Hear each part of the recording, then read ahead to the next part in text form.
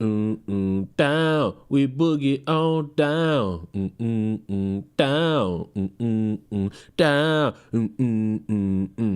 we boogie on down, down, down, down, we boogie on down, down.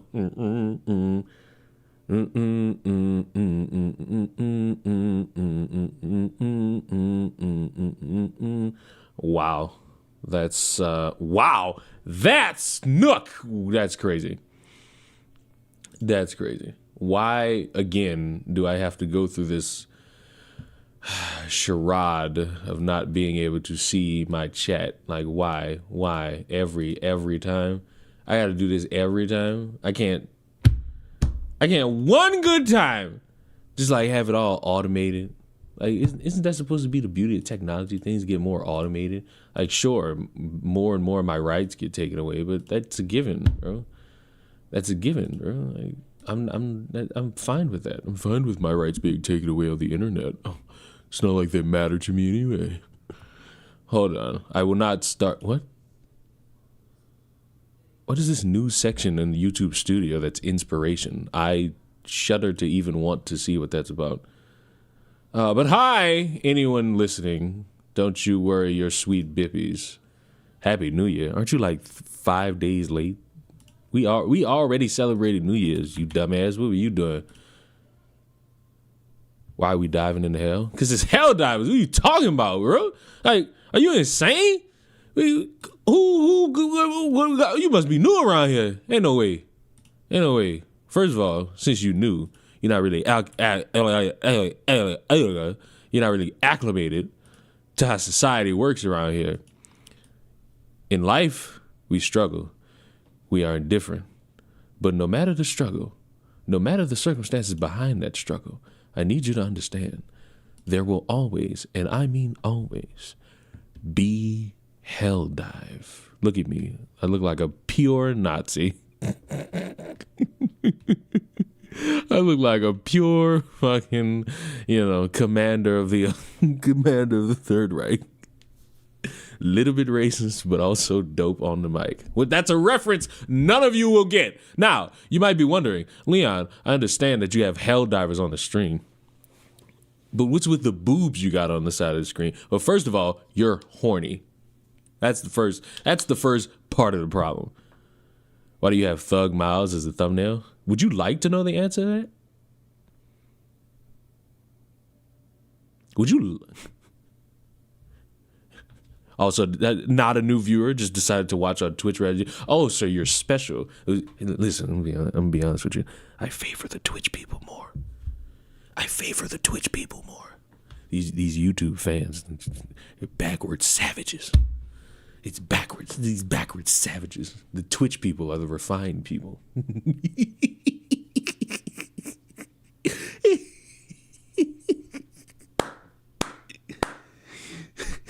But I have to keep up appearances so that they, I muted them. They can't hear me. It's just you and I, the Twitch people. They can't. Oh, hi, YouTube people. But the delay on Twitch, I'm going to hold your hand when I say this. The delay is on YouTube. I'm going to hold your hand when I say this. The delay is on YouTube.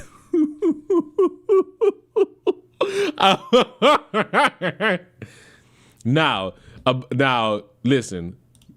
I'm going to make the hilarious assumption a lot of you aren't from the South, so you might not know the hottest new track.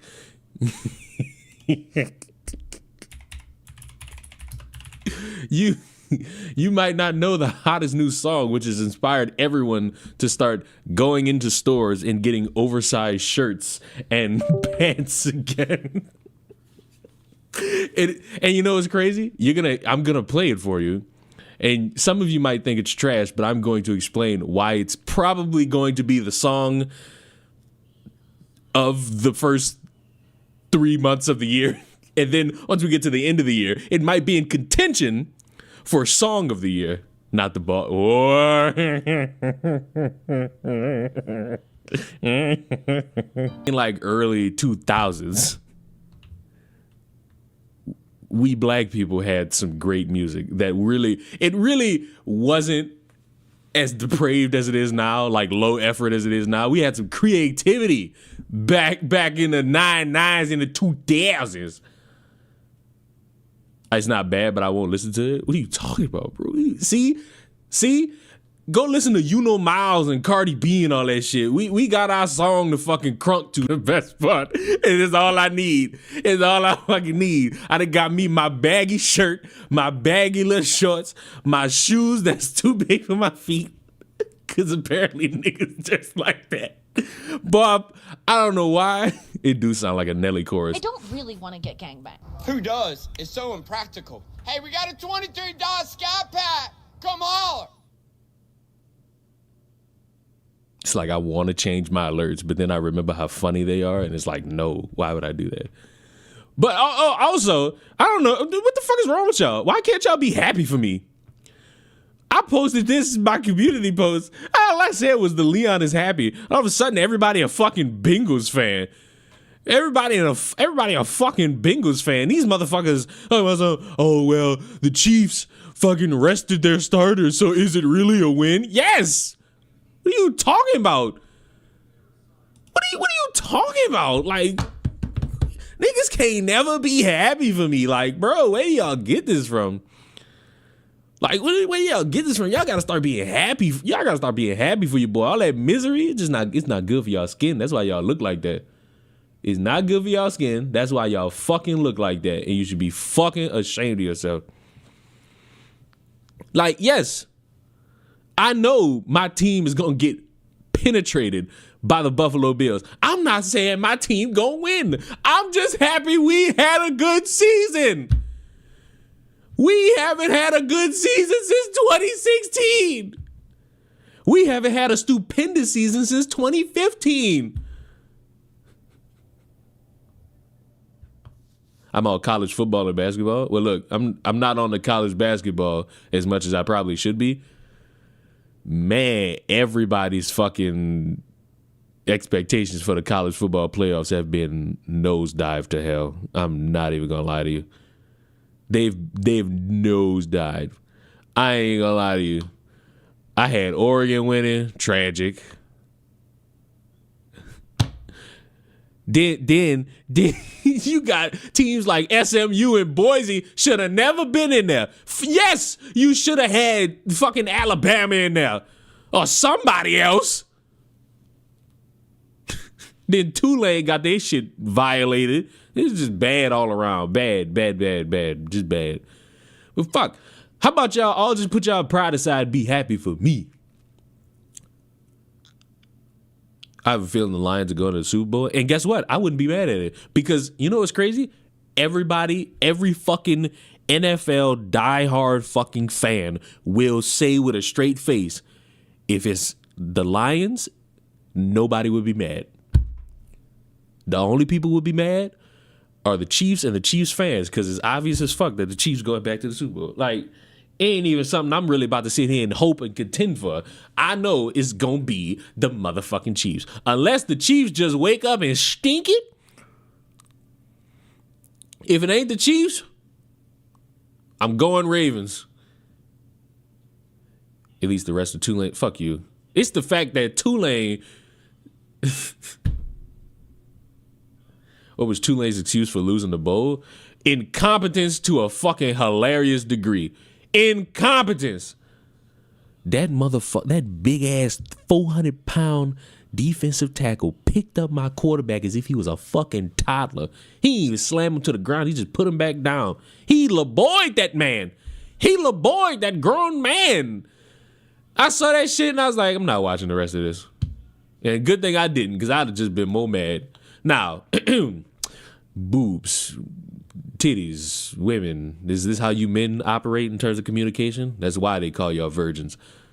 Now look, all the times my fiance summoned me to voice act in 2024, and you watch it, and it's just a fiance bringing in her husband to be to voice act some lines.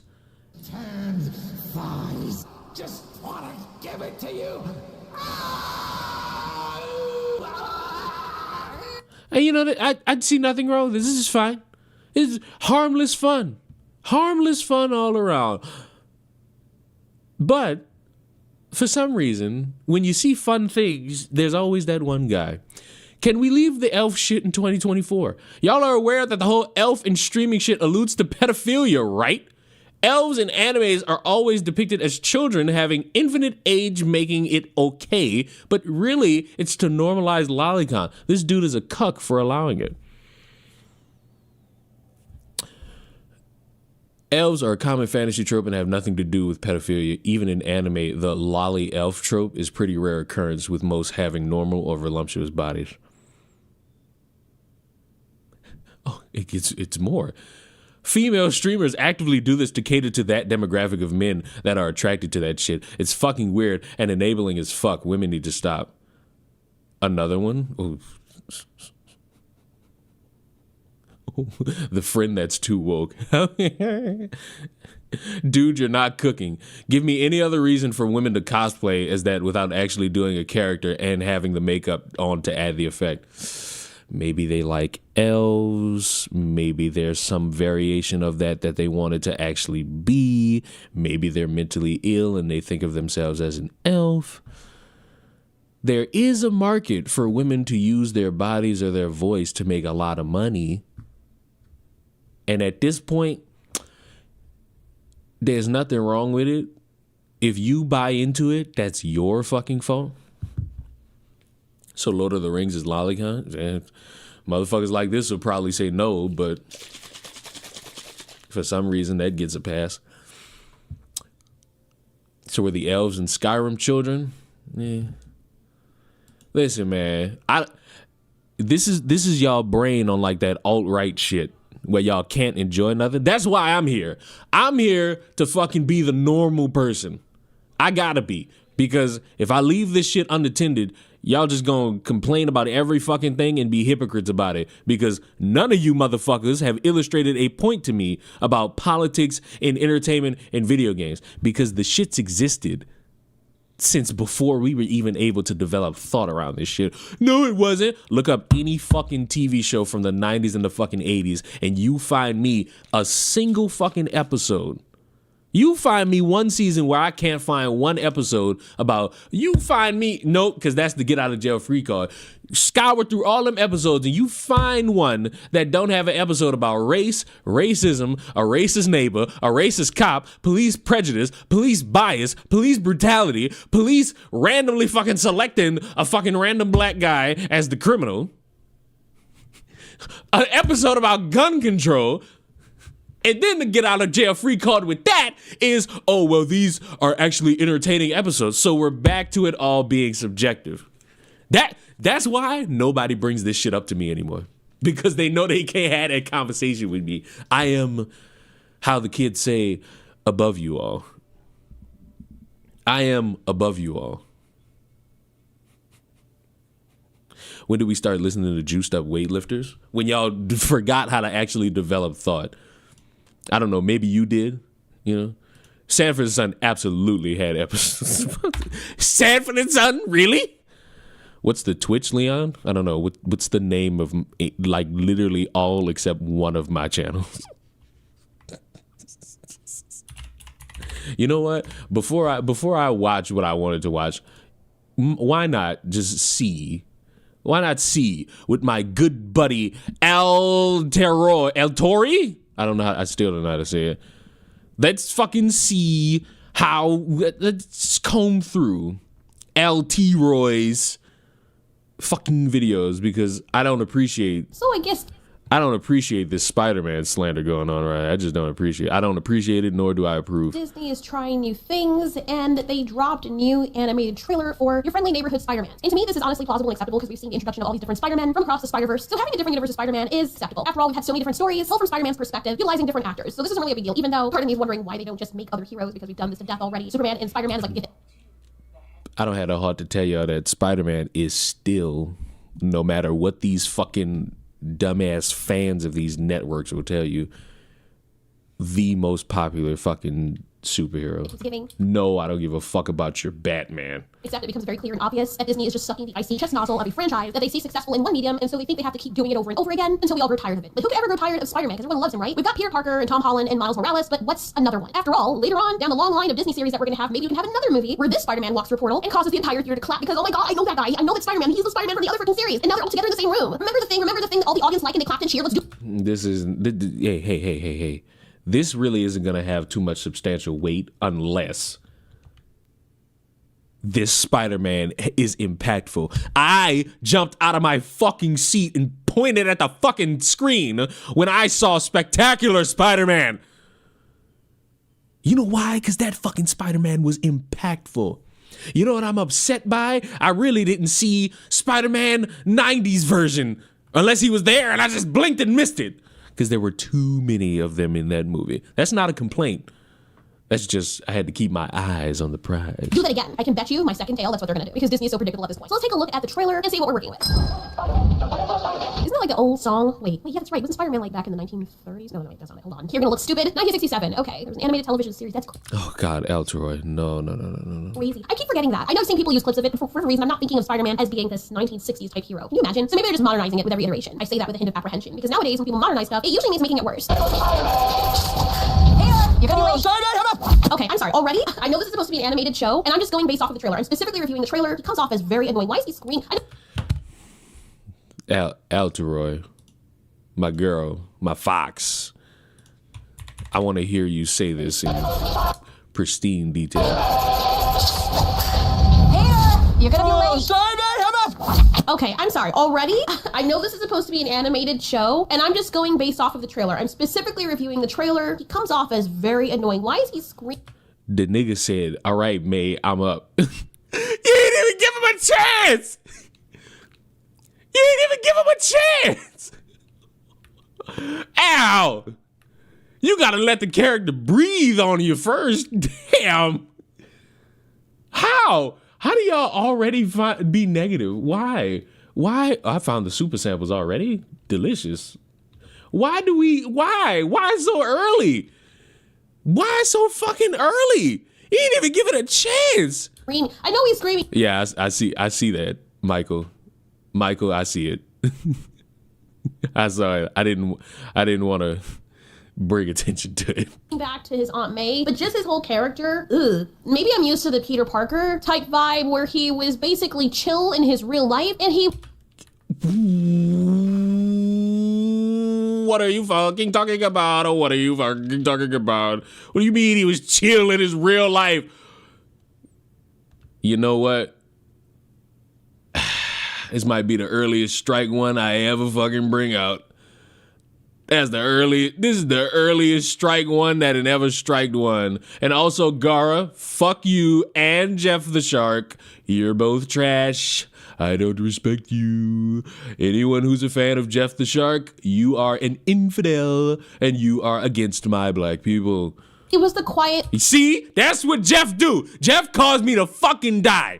Socially awkward nerd guy that, you know, people like me could relate to. But this dude, he is like super coked up version of Peter Parker. And you might think it's just because he's with Aunt May. No, he's like that throughout the entire trailer with every... Bro, you ain't even let people see the fucking trailer. Wait, no, I don't like this at all. Ow! Ow, no! This is not how we formulate our critiques. You saw literally 10 seconds of the trailer. You saw 10 seconds of the fucking trailer. And how are you already drawing comparisons to other ones? You know another annoying Spider-Man that still is beloved? Spectacular Spider-Man. That fucking character has layers of annoyance in him. And he gets redeemed. I am being chased to hell. Can someone please find me, get on this game, log in, find my SOS beacon, and fucking save me? What is wrong with you people? Why is no one coming to help a fellow Helldiver? This is what? Just because I stayed in the fight with Sony, even though they were fucking trying to steal your data, which is already stolen anyway, so that fucking excuse means nothing to me. Now none of you want to fucking help the cause. What the fuck?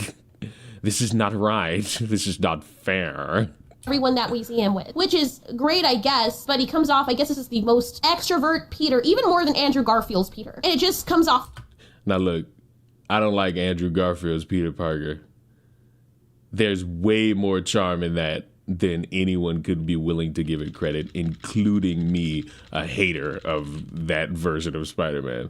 Like, even I, a hater of that version of Spider-Man, have to give it its fucking flowers. Oh my god! Like they're trying to make him like a Deadpool-esque kind of thing, but it's a different type of Spider-Man, so there's that. Okay, so already first of all, the animation is crazy. I know they're trying to mimic the comic book style, but the super spastic version of Peter Parker is not doing it for me. I don't think this is my type of show. It's just too much. Too much going on, too much stimulation. Boy, I have a video game for you that you might not like, and it's called Ultimate Spider-Man. And I immediately saw this and thought, oh, they're riffing Ultimate Spider-Man, which is one of the better Spider-Man games to ever exist. And that shit came out in the early 2000s, and it still holds weight to this day.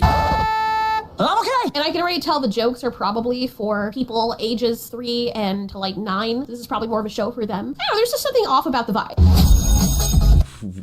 Could you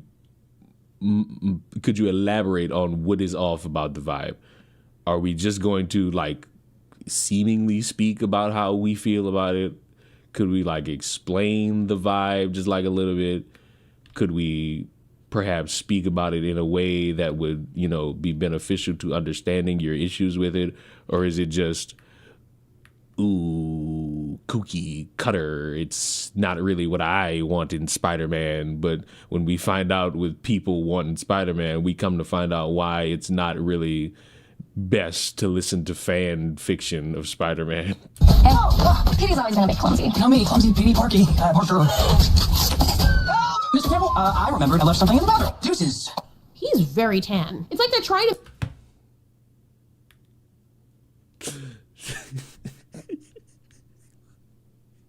If I swear to God, I did not fully watch this. I saw it and I was like, man, no way y'all finding something to complain about with Spider-Man. Because let's be real. Everybody put their feet to the fire right now. All that woofing all these motherfuckers did about Miles Morales meant nothing. Those movies are fucking amazing. All that fucking woofing they did about Miles Morales didn't mean shit. Them fucking movies were amazing, and ain't nothing nobody can really say about it. If you say they're not, again, subjective, and you're welcome to have that fucking belief and opinion, but boy, I don't want to watch anything you find entertaining. To make him an amalgamation of Tom Holland and Tobey Maguire, but if they both combined and had a baby with Miles Morales. Maybe it's just the animation. Parker. God, it's almost like they're white people who can tan. It's like, also, y'all like how I'm fucking fighting for democracy by my fucking self. No one's here to fucking help me. No one's being a true hell diver to me right now. This is crazy, bro. Like, I'm fucking doing it, bro. Like, I'm fucking hell diving it up. Fuck you, Gara. You know what I'm talking about? You ain't no real hell diver. You were one of those fucking spagnastic pussies who were like, oh my god, why is Sony doing this? Because you got a fucking hate boner for Sony. You think every game that's gonna come out is gonna be trash. Have some fucking faith.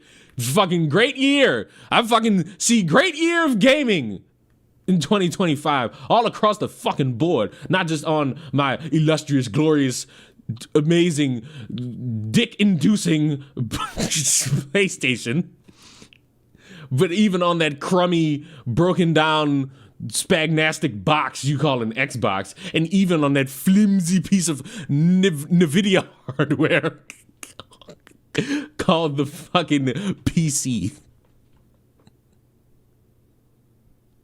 I'm being gatekept by PlayStation. No, you're not. You're just skill issuing the fuck out of this for some reason. Ouch.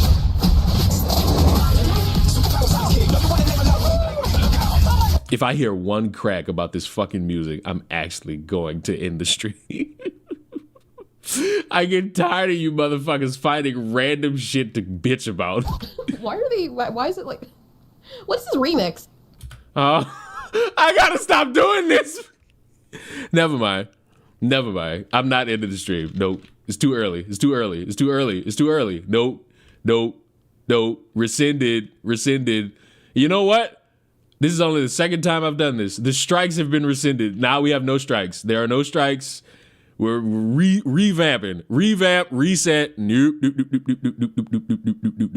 PlayStation ain't got no games. Exclusives? It's just like all around. Are we talking exclusives? Because the one thing I despise about all of you when it comes to all this random bitching about video games, none of you have a sound critique that makes me want to stop playing these games.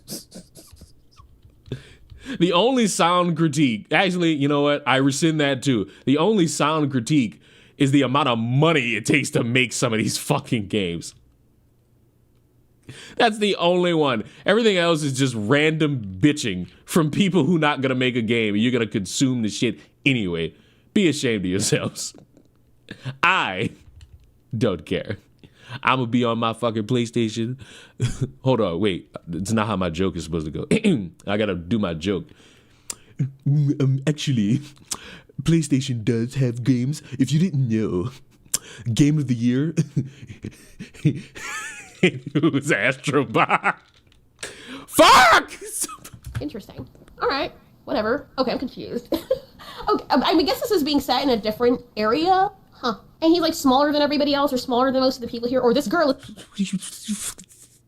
Tall women? Not in my fucking Sonic universe. Tall women? Not on my watch. Disney. Woke propaganda seeing these whores actually be above average of their natural height. Jesus. Is this what y'all do? Is this what y'all consume?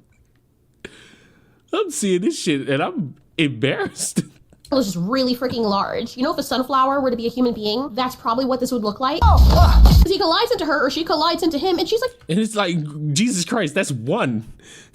The other two are, that blue-haired one looks like she's also taller. But Jesus Christ, there's a normal-heighted baboon right there. Why do we look for things to be mad at? Like, why? I never understood this. I never understood this weird trope of just looking for things to be upset at. Why can't I go through the door? Oh, God. Oh, God. Oh, God, no. Oh, God, no. Oh, no. No, no, no, no, no, no, no, no, no, no, no, no, no. You know what? I'm gonna give up. I'm gonna give up. Unless I could meet some great cataclysmic divide, I'm this close to stretching my anus. Like a head taller than he is. Look at her. She looks like a sunflower plant. I just want a fucking 7-foot woman to not discriminate based off of height and grab me by my neck and never mind. Have you guys seen sunflowers? These things are gigantic. Like, they're bigger than your heads. Look at these things. It's like a freaking bathtub for birds.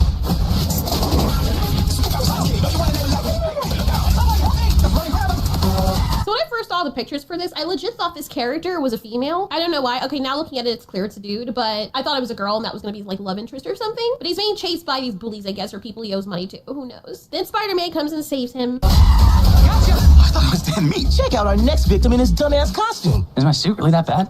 Ouch. Oh! Watch out for that ladder.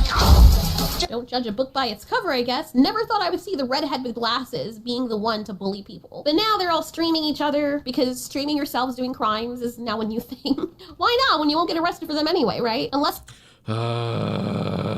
Boring joke. Ha ha ha. I tried to be funny with my modern fucking critiques of the actual world. You're just as bad as the fucking company you're complaining about right now. It's against an elite person or celebrity. Then you'll get arrested. Just consider it a good deed from your friendly neighborhood Spider-Man. That's me, by the way. I'm Spider-Man. There we go again. Swinging through the city so fast you can barely notice him. Oh God, I'm sorry. The music is so corny. Like, even the lyrics, the whole remix thing, it's like, I don't know if they're doing it because it's supposed to be set in Brooklyn, so they're like, you know what, let's just make a freaking rap remix or hip hop remix. But it just, I don't know, it comes off really strange. Like, why can't they ever use trap music or a mashup or something? That would be more interesting. Strike 1 and 2. Give me a second while I switch my category to Marvel's Rivals. because you know what? Why not?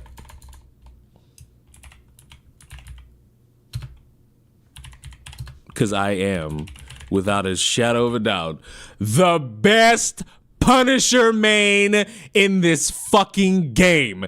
And it ain't up for conversation. We live in Brooklyn, baby. Our time is now. I'm curious who you main. Did you not fucking hear me when I said I am the best Punisher main? You play rank yet? No, I actually value my fucking life. I value my fucking life. I need to hear all of this shit again before I get into a game. Oh god, I'm sorry. The music is so corny. Like, even the lyrics, the whole remix thing. It's like, I don't know if they're doing it because it's supposed to be set in Brooklyn, so they're like, you know what, let's just make a freaking rap remix or hip hop remix. But it just, I don't know, it comes off really strange. Like, why can't they ever use trap music or a mashup or something? That would be more interesting because everyone does this. Oh, it's Brooklyn, let's use hip hop. Like, come on. Or, oh my gosh, there's black characters in it, let's use hip hop. Why? Why does there need to be a correlation between dark-skinned people and hip-hop? They did the same thing with the Gladiator 2 trailer, and I know they did it specifically because Denzel Washington was in it. I'm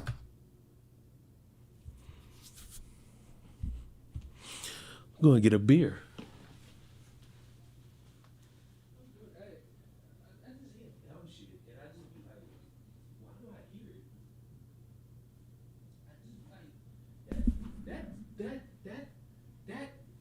What? I just heard something really fucking dumb. Like, that's dumb. Oh, why don't they put some fucking reggae in it? Trap. What? What did she fucking say? One does this. Oh, it's Brooklyn. Can't they ever use trap music or a mash? Hold on. My mind is playing a trick on me.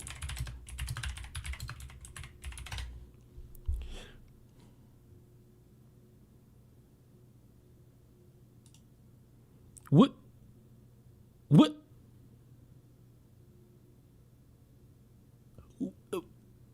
Wait, one more time.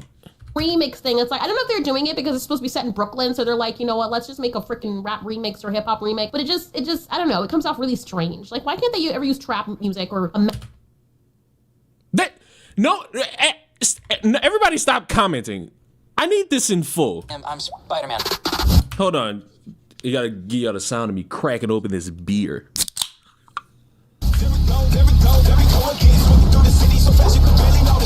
Oh god, I'm sorry. The music is so corny. Like, even the lyrics, the whole remix thing. It's like, I don't know if they're doing it because it's supposed to be set in Brooklyn, so they're like, you know what, let's just make a freaking rap remix or hip hop remix. But it just, I don't know, it comes off really strange. Like, why can't they ever use trap music or a mashup or something? That would be more interesting because everyone does this. Oh, it's Brooklyn, let's use hip hop. Like, come on. Or, oh my gosh, there's black characters in it, let's use hip hop. Why? Well,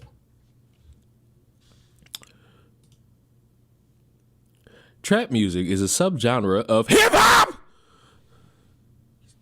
I get fucking sick of y'all.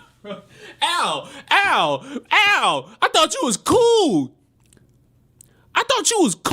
What the fuck? Oh no, you a dweeb. Oh no. Man, no, you a dweeb. Oh no. Bro, a dweeb, bro. Oh, I thought you was cool. You ain't cool. Man, no. Man, fuck no. I had to just take a lap. I thought you was cool. You not cool. You a fucking dweeb. This motherfucker a dweeb. That's dweeb shit. Bro, that's dweeb shit. How the fuck, man? Hand me the black and mild.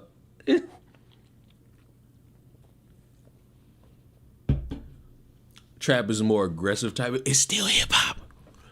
It's still, fuck. Breast cancer is cancer. Testicular cancer is a fucking another cancer. What the fuck? This is stupid. Oh, you right there. Al, you right there. You about to be right up there with what's her face? What's her face? The one that be eating butter. We haven't watched her in so long, I fucking forgot her. What's her name? I don't know. Fuck. why does there need to be a correlation between dark-skinned people and hip-hop? They did the same. Bitch, trap is associated with hip hop, and that's associated with black people. Also, the chick tries. I don't know who the fuck you think you are telling me. We gonna play Fortnite at 9 o'clock at night. Huh? And then it's your time. What? I don't even know when that is. My time. You sick. You're sick. Thing with the Gladiator 2 trailer, and I know they did it specifically No, look, I didn't watch. I don't know what this is about, and I don't care. because Denzel Washington was in it. I need to only give it a push. I'd hate to hear what you gotta fucking say about the music for the Sonic movies. I feel like you'd be like, what is this? Why is a country singer making a song in a Sonic movie? Why did Kid Cudi make that iconic song for Sonic 2?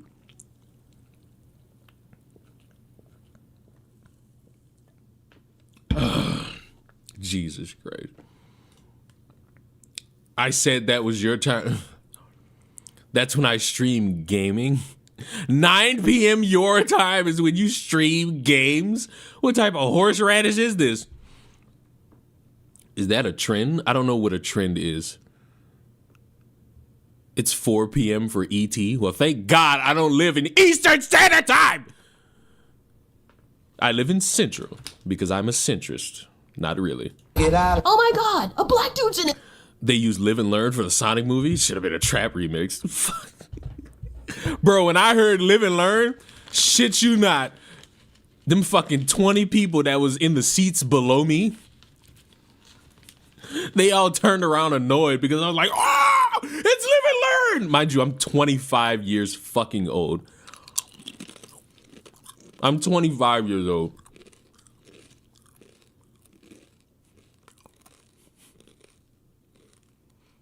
Not 1 ounce of shame left my body. And I dared anybody to fucking come up. Because when I go to the movies, I sit at the top of the movie theater because if a shooter comes in there, he's going to have a hard time finding my black ass. I wear all black to the movie theater for a reason, and that's the fucking reason. Let a motherfucker come in there and be mad about life and they try to shoot the club up. They ain't going to find me. Ain't nobody going to be gone like I'm going to be gone. The third Sonic movie was pretty solid. Wrong. The third Sonic movie was fucking amazing. The first 2 were dog shit. Let's put hip hop. Like, I can't think of anything more freaking racist. Okay, I can. I'm just saying that. Remember like 5 minutes ago when I amended the strikes? It might have been the worst decision. It's a figure of speech. But can we stop doing this in 2025 onwards? Like, oh my God, every black person was... No, we're not going to stop doing it in 2025 only. You know what we need to start normalizing? If you see or hear some shit that you think might upset you, stop consuming it. When the fuck was the last time we watched Black Conservative Perspective?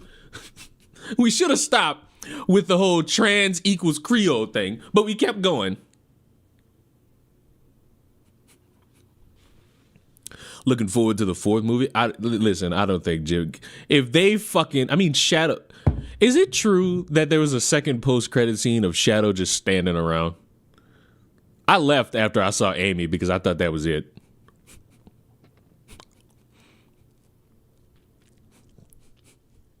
Because I think they left that shit. If that is real, they left that shit there in case Jim Carrey was like, you know what? Fuck it. I'll come back.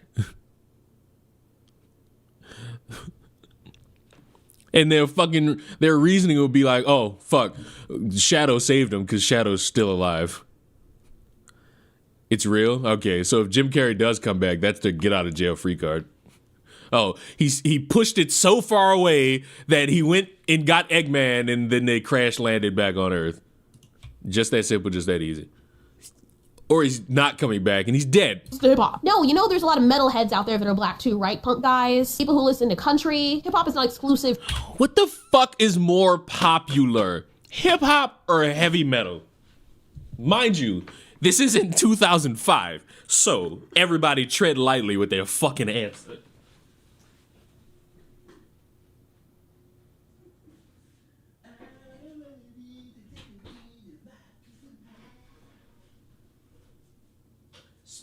Speaking of, did y'all know that I found, who is this? This is my online companion, Altori. I don't know how to fucking pronounce this.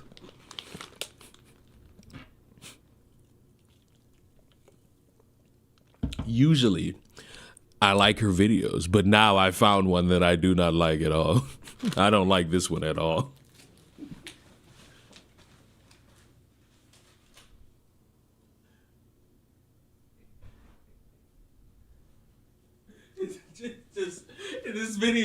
This video is just like, let me fucking find something to bitch about. Let me find something to bitch about. And it's this. And it's like, when you go searching for shit. I was Heavy Metal, her first suggestion. Oh, you missed it. Five fucking seconds ago. She got mad at the song remix and was like, how come we can't have trap music? Not knowing what trap music is. Not at all knowing what trap music is or where it come from. No different than like a white person going up to a black person that they've never met before. They've never met a black person. They're like, oh really? Jay-Z, right? Yo, my man. Like, it's really weird. You see Korean. Now, they got some ignorant ass white people out there. I've never interacted with one. The best I've seen of them is through my phone. Because I feel like if I saw them at like the store, I am a human who peruses Albertsons and Kroger and Aldi. If I saw one of these whites, I would be very much upset. That's like a Gara type of white. And people do it too. Like, I was watching Squid Game 2, and the one really annoying character, y'all know exactly who I'm talking about, does it all the time, and it comes out so freaking cringy.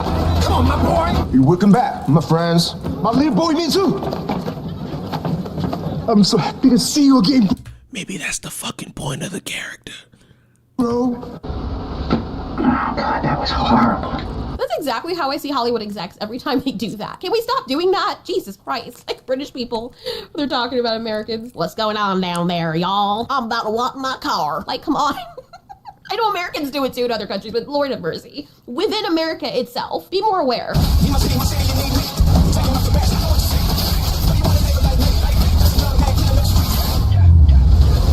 Jesus, they're doing this. Like, they're taking all of the jokes from like freaking, I don't know, 10, 15 years ago, and they're like, oh my God, guys, this is definitely for 3-year-olds.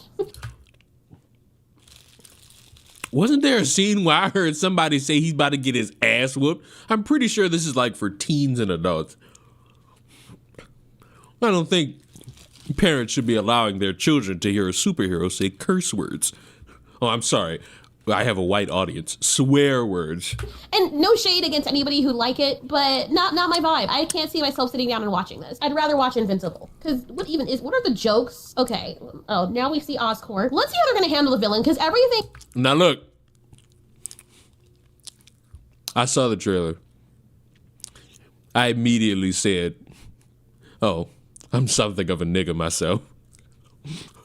Is so corny and over the top. So I'm excited to see what they're gonna do with Harry Osborn, not Harry. Harry's father, you know what I mean? The goblin guy. So, you're Spider-Man. With my help, you'll achieve greatness. Oh, who the fuck is that? Who the fuck are you? I'm confused. Wait, what's happening? Oscorp? Okay. Okay, he's Peter Parker. Oh, good Lord. Do you realize that I don't know how to break this to y'all? It seems like there's some people who get mad when I say this, but it's true. It's fiction. It's fiction. It's fucking fiction. That's Oscorp. What is happening? Okay, it is a different universe, so I'm guessing, because he's in green doll. I guess that's supposed to be Osborn? Wait a minute. Oh, okay, so... Is that Harry? No. All right. Whatever. With my help, you'll... Perfect reaction. Whatever. Thank you. Perfect reaction. That's the reaction you're supposed to have. Whatever. achieve greatness. Oh man, this suit's incredible. I mean, if you say so, you look like a humanoid. Oh, no, you out your fucking mind. No, I do not want to consume any media that anyone enjoys. You can't fucking say with a straight face, that shit don't look good. Like, what is wrong with y'all? It's incredible. I mean, if you say so, you look like a humanoid spermatozoa, but that's just me. Ew, what is on your arm? He's jizzing out his arm. All right, well, you know what? I can't even say kudos for them for making something new because this is not new. This is just recycled. Let's just do it again. Look at all the different Spider-Man that we have. I hope y'all have these complaints about literally every other fucking entity that exists, whose IPs have to be renewed by them redoing the same fucking thing.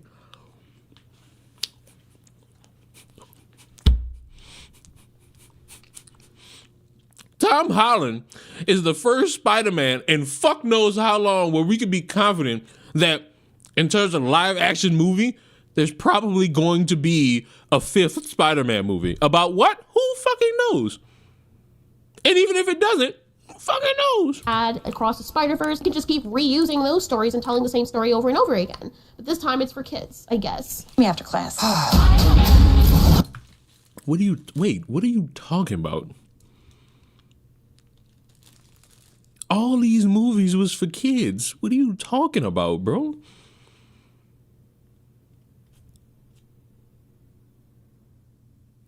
What are you, what? All these movies are for kids. What Spider-Man, with the exception of the Japanese one, wasn't for children? What, the porn? The fucking Spider-Man Elsa from Frozen porn? I mean, that's not for kids, but fuck.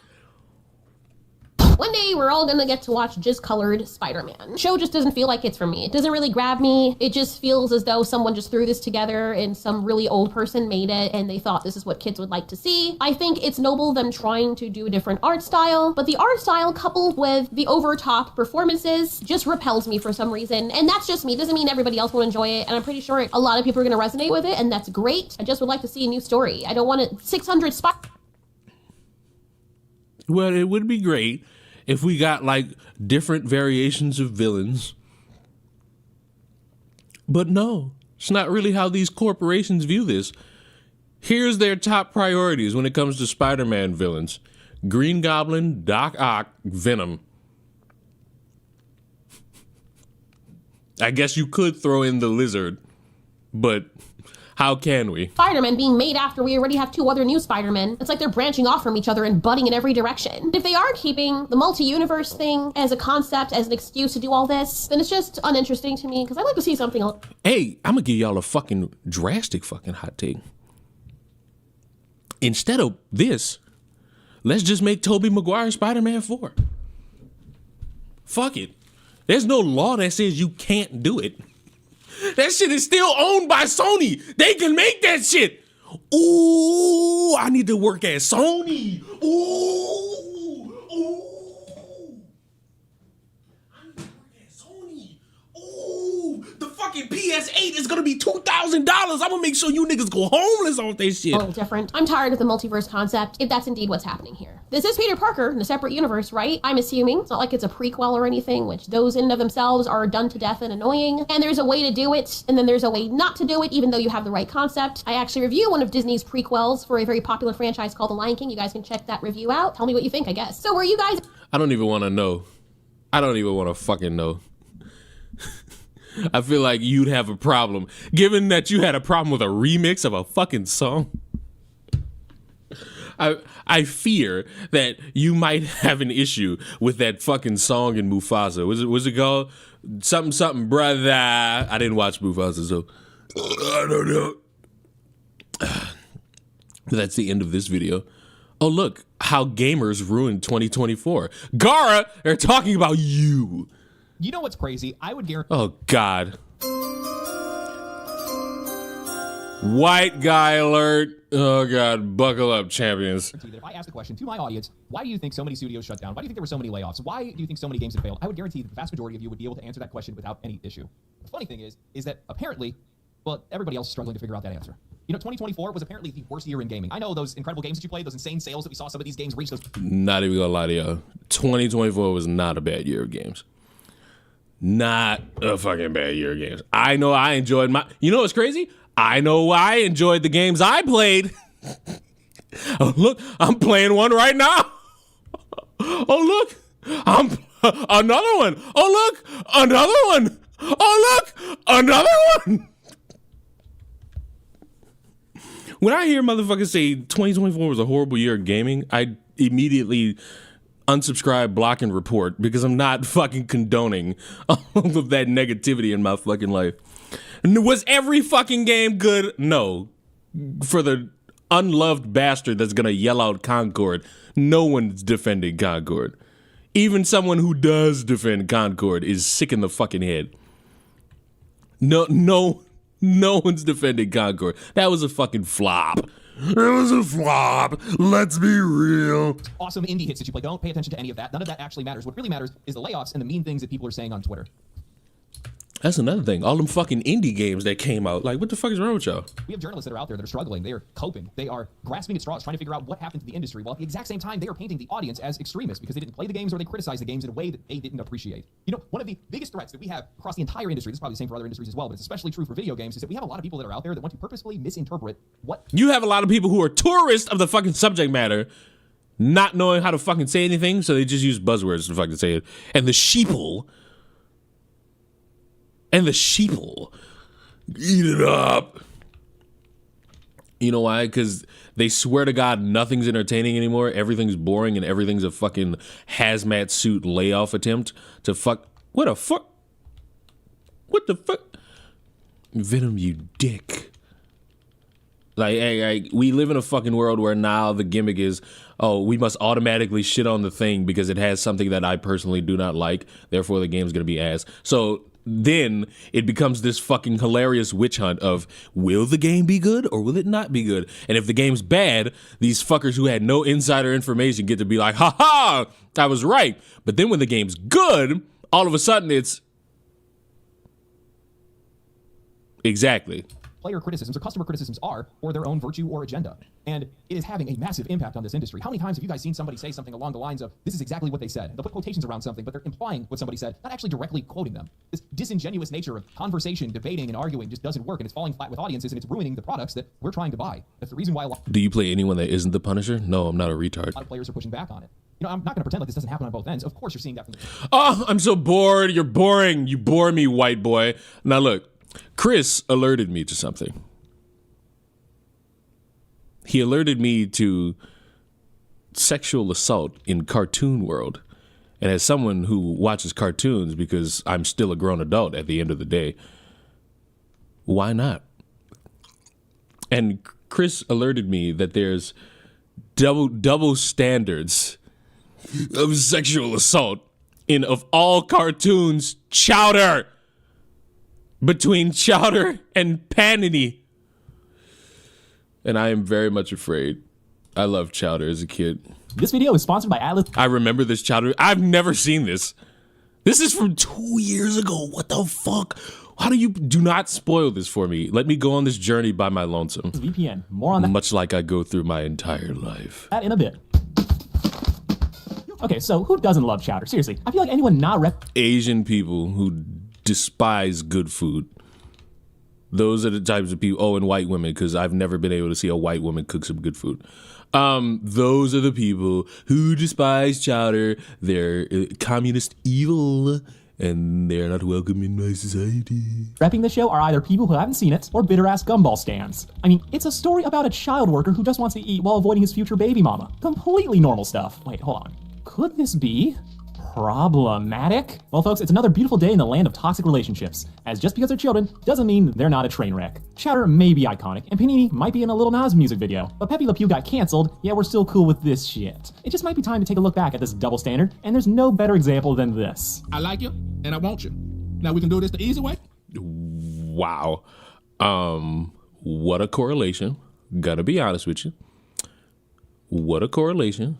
But you know what? I'm gonna walk with you on it. Oh, we can do it the hard way. The choice is yours. I'm not your boyfriend! Chowder is a cult classic, underappreciated in its time, and a pioneer for basically every show that followed it. There, I said the nice things. That's wrong. Chowder was not a pioneer of the shows that came after. I'm sorry. Iconic for its time. We're walking a thin fucking line of being a pioneer. Move on. Chowder is about the titular cat bear bunny boy who learns from his master Mung Doll how to be a good chef. How to be a not terrible chef, with the little guy's biggest hurdle being he'd much rather eat food than make it. Not to mention the non-stop hijinks of living on a giant plate and inside a bong. Anything is possible so long as it's funny. Yes, his best friend is a fart cloud. Just go with it. But what you shouldn't go with are all these ads. Everywhere I look, it's ad. 40% of my screen, it's ads sometimes. And my ad blockers can't get rid of all of them. Chorus. Ah! It's a fucking promo! His master Mung, Schnitzel, who definitely isn't getting paid enough for this shit, and Mung's angry wife, Truffles. They're all great to be honest. The rest of the supporting cast, though, is pretty much irrelevant for this video, with the exception of Mung's longtime rival, Endive, who may or may not have dated him in the past. This woman is successful, respected, yet spiting Mung is her one true calling. At her side at all times is her own apprentice Panini, a pink version of whatever the hell Chowder is, who took what her master taught her and somehow figured out a way to make it worse. But the most shocking thing about her is the fact that she doesn't run around carrying a test tube, because she wants Chowder's baby and his consent is optional. See, this is one of those situations where it's a recurring joke, how badly this girl wants to date this boy. And there's no real back and forth, it is just thirst 24/7, with her going to Wile E. Coyote lengths to kiss him. See, it's funny because it's extreme and women molesting men is so outrageous it never happens. Domestic violence hotline? What the fuck? What the fuck? How did we get here so fast? 3 minutes into the fucking video. What the fuck? Now this is one of those double standards that, to the shock of men everywhere, actually works against them. As while the aggressive perv hitting on a woman with no interest has been a comedy routine since the first man failed to be funny, it's only been in recent years in the wake of the Me Too movement that we as a society have realized that just like blackface, that mocking victims and making light of an issue that is still a problem today isn't a great move. And if you want to... Bro, wait. Wait, you using the wrong character for this show.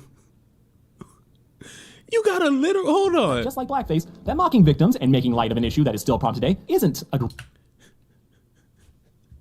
First of all, what a shot. Second of all, I'd bag Endive too. That's my hear me out. If y'all remember months ago when I fucking said there was the trend of everybody doing hear me outs, this was my hear me out. Bro.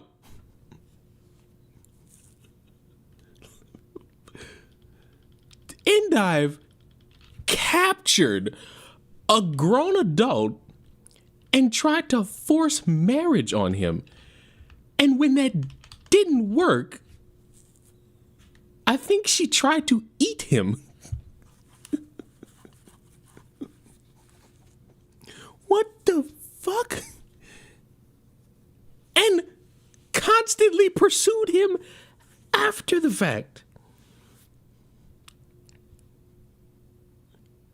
What? And then it got so desperate, she created a husband that was ugly and she tried to make beautiful. And then when the motherfucker was proud to be who he was, she tried to force him back into the fucking oven because she was too embarrassed to be around the ugly version of him. What? What? And then this is the sick part. Asma's right. Both characters, Endive and Panini, ended up with the motherfuckers they was hunching over the entire show.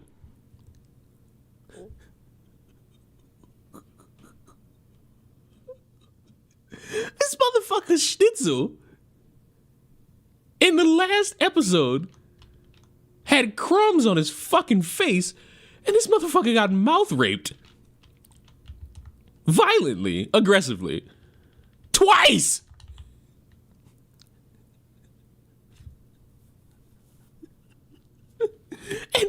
And fucking Panini had like 30 babies with Chowder, like she said she would. The fuck are we doing? going on here? What are we doing here? Huh? Great move. And if you want examples of this shit, look no further than Schnitzel. No way we're comparing Quagmire to Panini. No fucking way you're actually fucking about to do that. Would be funny. It's only been in recent years in the wake of the Me Too movement that we as a society have realized that just like blackface, that mocking victims and making light of an issue that is still a problem today isn't a great move. And if you want examples of this shit, look no further than Family Guy. Quagmire had a rape chair, roofies, imprisoned and tagged women, and this was all played for dark comedy. Like, did not bat an eye when it made those jokes, and it's not even the most extreme of like, oh my god, I can't believe it. No, it was just straight up play like, oh look, he's an extreme pervert and very obsessed with sex. And they really, really thought this was gonna be hilarious. And it I don't have the heart to tell y'all that some of this shit was actually fucking hilarious. really, really does not play well today. So as a society, we decided to stop using this gag and everything. Pepe Le Pew, one of the all-time icons of the Looney Tunes, got kicked out of the Space Jam movie and is probably now stuffed in someone's garage, never to be seen again. And just for the record, this isn't because Warner Brothers wants to be woke. They do it because they don't want to be sued or get any bad press. Don't give them any qualities that you think they have. It's always about money. But it just goes to show just how little patience Western society has for this dynamic anymore. This makes it kosher, though. There are a couple reasons for this. First being, men consistently get portrayed as just being sex-obsessed in general. It's baked into everything. You have that whole episode of Futurama where men are forced to have sex till they die, and and that is where the giantess fetish began. Why do y'all think I am upset with a fucking culture of humanity for creating height discrimination norms? That's why tall women don't find me as fuckable. You fuckers ruined common society. And who the fuck looks at giant women and says, oh, that's not that. Oh, this is sex craved. What the fuck? Wait a minute. It's the fucking woman. It's the women. It's the women who voted to kill these motherfuckers by fucking them. Hello? And they're in on it because there's a scene where there's a line of women getting ready to fuck Kif, and they're all aching. Like, what is this? and they are all for it. To death! By Snoop Snoop! Yeah. Thank you for proving my point that they voted to fuck him.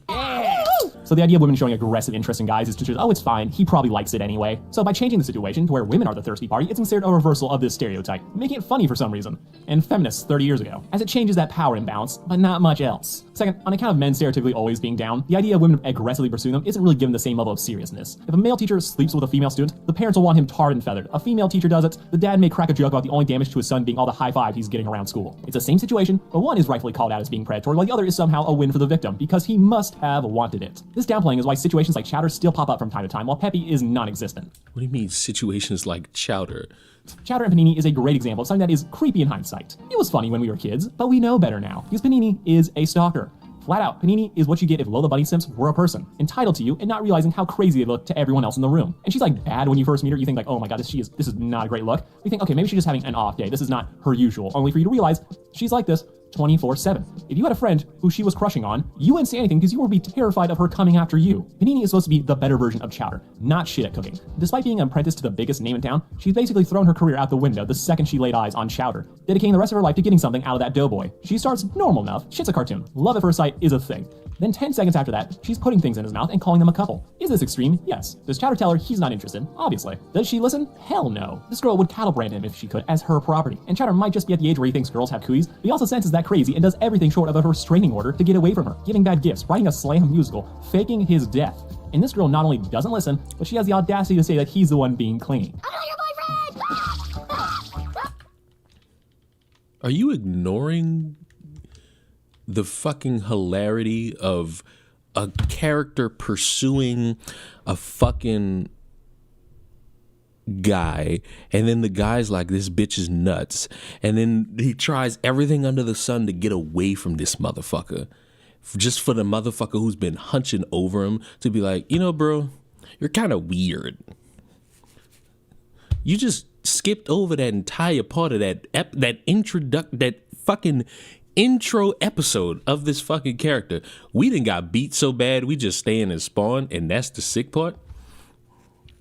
But you just ignored all that.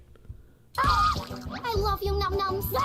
When Panini tells her friends her boyfriend is hooked, this isn't what they pictured. Like, this whole relationship is just weird, as it tries to make Panini seem both like the reasonable and the insane one. She'll say he's invading her personal space, only to turn around and do things like this. It's the problem of episodic shows where the only rule is status quo is king. Meaning if a character seemingly learns a lesson, by the end of the next one, they'll return to being the default version of themselves. It's pretty much Charlie Brown missing that football. Lucy pulls it away, it's funny that one time, but when you see it happen thousands of times, you start to think that Lucy is an asshole, even though it's just the opening. But you internalize that, and repetition really just kills the joke. It's why people feel sorry for Squidward even if he is an asshole. You'd hate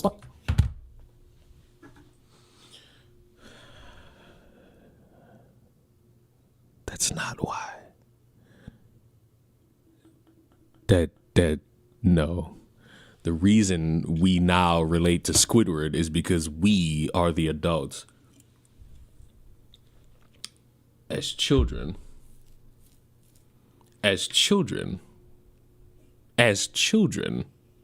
we were SpongeBob. But the hustle and bustle of everyday life has beaten us down to where we are now we are now Squidward. My own take is, as a woman, oh God, it's one of these, who was slightly sexually, I shouldn't have said that. I'm so sorry.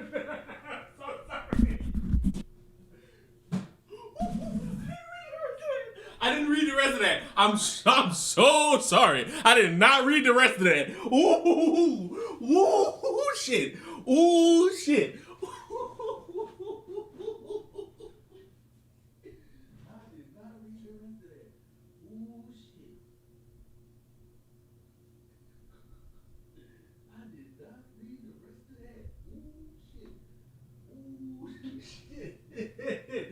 Ooh, shit. I did not read the rest of that. Ooh, shit. Ooh, shit. Ooh, shit. Ooh, shit. Ooh, shit.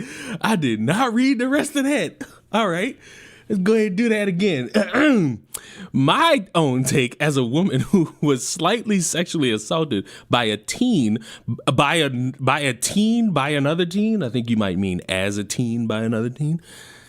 I don't want my experience to be used as a, oh no, we can't make these jokes anymore. People should be able to make jokes to an extent, no matter how dark, as long as it's funny. Yeah, because I'm seeing now, because apparently some comedian said something about Dave Chappelle, and then that dumb fuck who can't decide when to shut the fuck up, but he always has to be the front runner for defending women, Conscious Lee, sit there and be like, oh, well, all these jokes, why are these jokes so fatphobic and transphobic? It's like, bro, just then stop making jokes. The jokes you make making fun of dudes, offensive.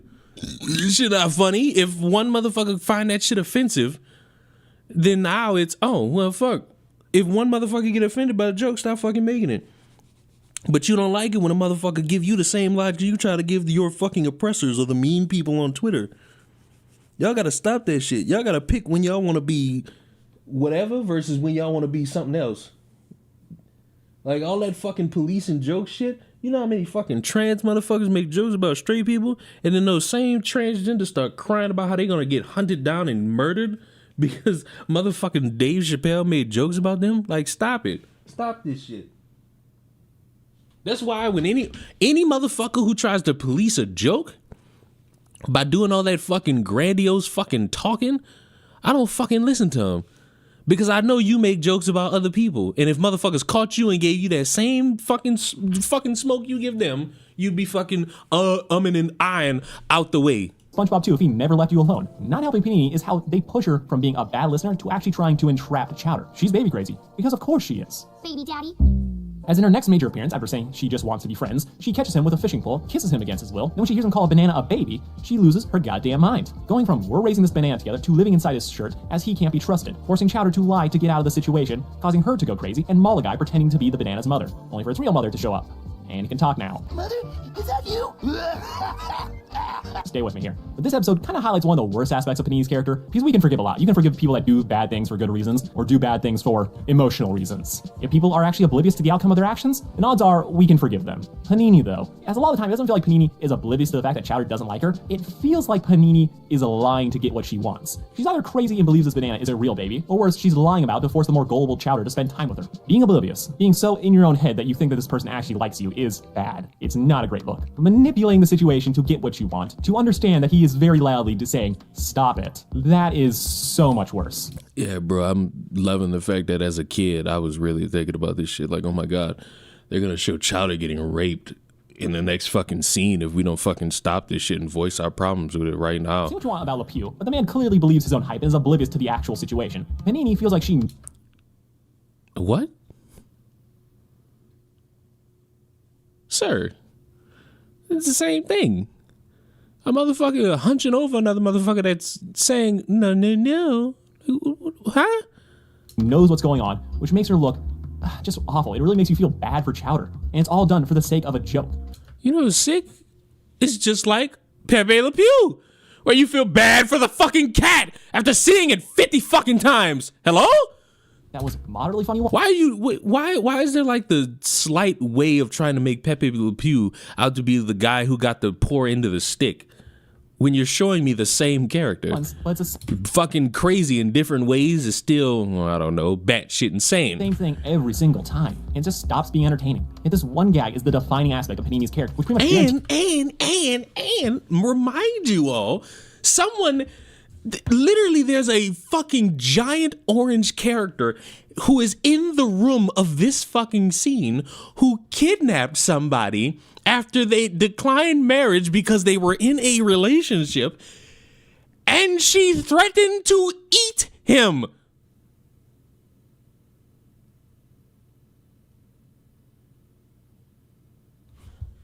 Can I pull up these scenes?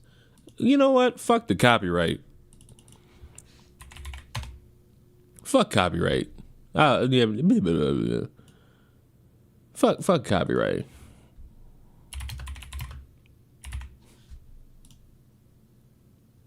Oh well, I already said fuck copyright, but something just popped up in my algorithm that's gonna make me say fuck it even more. Come on, let me just.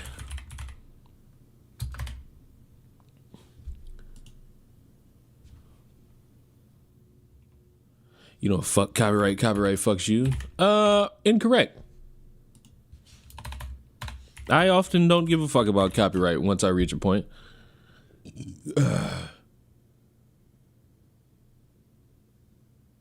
Does this have the full? No, it does not. Is this it? Yes, it is.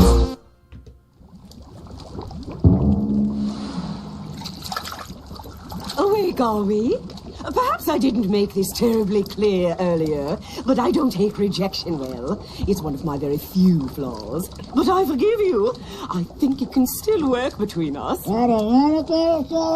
Eat you? Oh, please. This motherfucker was stewing him up. Figured a light braising might soften you up to the thought of marriage. This motherfucker was getting stewed up because he said he had a fucking girlfriend. Like, hello, and we saying the other one is the problem? We saying that one is more of an issue? Hello? Tease all of her haters, and not helping the fact that we actually like Chowder. If they're both terrible people, then we're okay with seeing both of them suffer. Huh? Whoa, stop, time the fuck out. I don't think woo. First of all, the Canker sisters were not terrible. That's another group of, never mind.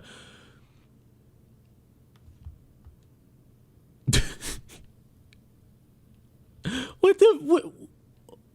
Boy, fucking conservatives, whatever the fuck this nigga is, boy, you people would never be individuals I have conversations with. You people are some of the worst people to talk to. Y'all are boring, y'all are fucking milquetoast, y'all scummy, y'all smell like shite. To be frank, Panini got that behavior from Ender. Correct! Ooh, that's fucking true. She got that shit from the adult she was fucking observing. Ooh. But no, what was this dumbass logic? Let me hear this again. Also, Jesus Christ. Stops being entertaining. Yet this one gag is the defining aspect of Panini's character, which pretty much guarantees all of her haters. And not helping the fact is that we actually like Chowder. If they're both terrible... If they're both terrible people, we don't care which one assaults or rapes the other one. They're both terrible people. That's fucking crazy. That's crazy. People, then we're okay with seeing both of them suffer. But Chowder, he's a sweet kid. He's a gullible idiot. But he's also young with zero impulse control. So even some of his worst moments can be chalked up to that naivete. So look, I got a drastic question I'm gonna need somebody to answer. You just heard him say, like, Chowder's young, which is true. What is Panini? What is Panini? Like, I might have missed something, but I feel like Panini might be a fucking child also. Like, am I wrong here? I'm not Googling that fucking child character's age. But did I miss the lore? Because I could have sworn at the end of the fucking season, series, whatever, they fucking get married as adults.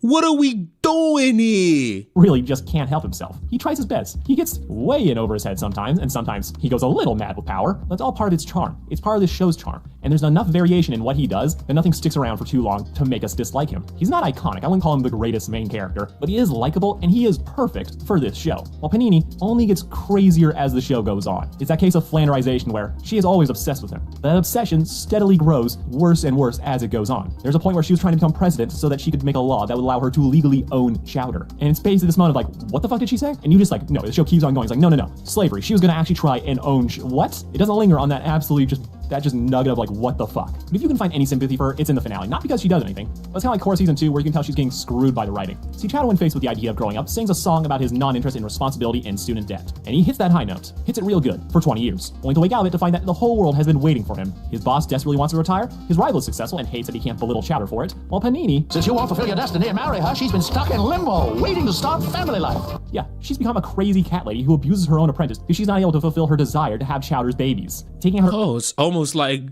a cycle that repeats itself, because didn't Endive do that too? Anger on the world and obsessing so much that her business feels like a Resident Evil stage. All because the boy she liked when she was 10 didn't knock her up, which is pretty screwed up when you think about it. It is not a great look, because I don't like Panini. I think I made that very clear, but... So look, I know you don't like it, but you got 3 minutes left in this video. Are you going to ignore the one glaring issue with you showing this episode? Like, no one spoil this shit for me. I'm discovering this shit on my own. But hello? But this is just pathetic. As the story tries to hammer in this lesson about growing up, but to do so by making every aspect of Chowder's life inevitable, effectively blackmailing him into being what everyone else wants him to be. He's the main character and no one can move on with their lives without him. I don't know what most people's reaction... It's almost like that's the joke of the show. That's almost like the joke. It's like he's the main character, and without him, they all can't progress. Hello? Did I miss a story beat here? Hello? The one thing I do love about all of these people who critique shows is when they know next to nothing or leave out details so that they could just bitch to the ether about how their version of the show would have been perfect because they know the ins and outs of how all humans feel all the time. I do love that, don't you know? Reaction to the family was, but mine was confused. What? As we see, Chowder goes from a child to an adult to married to Panini with 50 kids. And as someone who never bought into the relationship, you can add a the fuck to my reaction. Because yeah, it's a comedy. Shipping is not a thing, really. But this isn't closure for anyone. This isn't, Who was getting closure? Could you elaborate what his talking points are? Pepe Le Pew was canceled, but Panini, I guess, is praised, but no one states by who. I don't really see like the, yay we raped Chowder parade. Like I don't see that. I've never once saw that. I'm confused.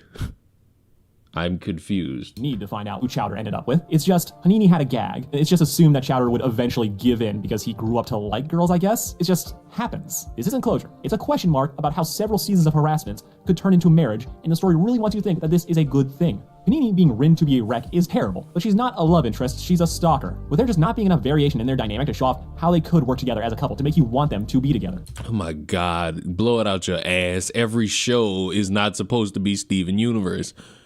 I'm not supposed to sit here and get some boring ass fucking story beat about how these motherfuckers are gonna fucking fight the crystal gems and then blow on each other. Steven Universe sucks. Argue with your fucking cosplays about it. Losers! But bro, what the fuck are we doing here? Like, I get it. We all want to pretend like we're more important than we actually are, but this shit is fucking pathetic to the highest fucking degree. Like, this is embarrassing.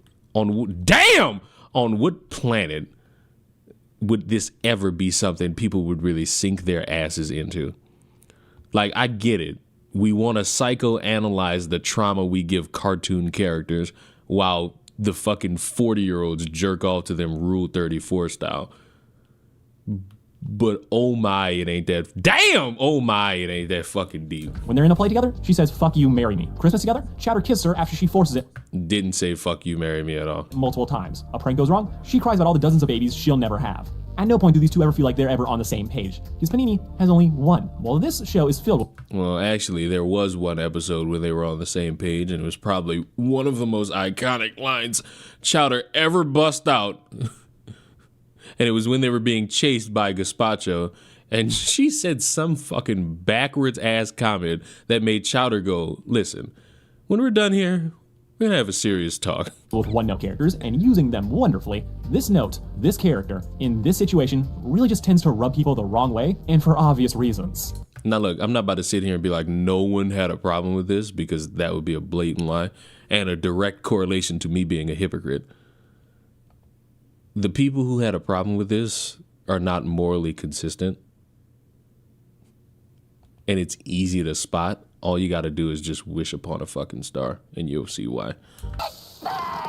Look, everyone, we're holding hands. Chowder as a character was always a simple lad. All he really wanted was to eat, win his boss's approval, and to not kiss girls. Despite being a bit slow on the uptake, he was adamantly against dating Panini at nearly every opportunity and constantly stated as much, which I think is why this ship feels so forced, even if you take out the problematic elements. It's one thing if a character is secretly in love and psycho, aka every fourth girl in anime, but it's another thing for the main character to outright say fuck off, only to hear "we're gonna." Chowder and Panini simply just didn't work, but the show decided to slap them together anyway, not because they found common ground or mellowed out, but because the universe...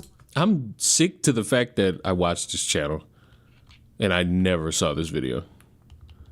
I'm sick to my soul that the gimmick is, hey, I'm the guy who talks about ships all the fucking time. And this is what I have for you all. Said Chowder had to, constantly hitting on him, sexually assaulting him, and never stopping when he said no. Now, I might be drunk, but where's the sexual assault? And it's just crazy to fucking say out loud. But when you're showing me scenes and then you're saying sexual assault next to it, I just have to ask, where?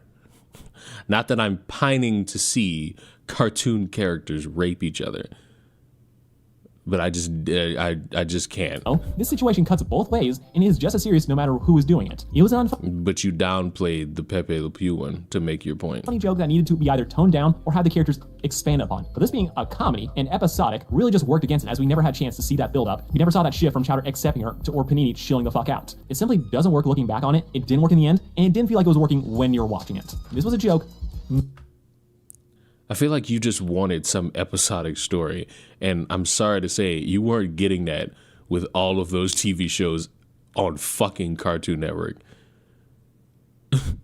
And I'm still trying to figure out why you thought it'd be a great idea to be like, oh, well, when it's two characters we don't like, listen, here's the real hot take, boys. I didn't like Ed, Edd and Eddy growing up. I didn't like all the characters.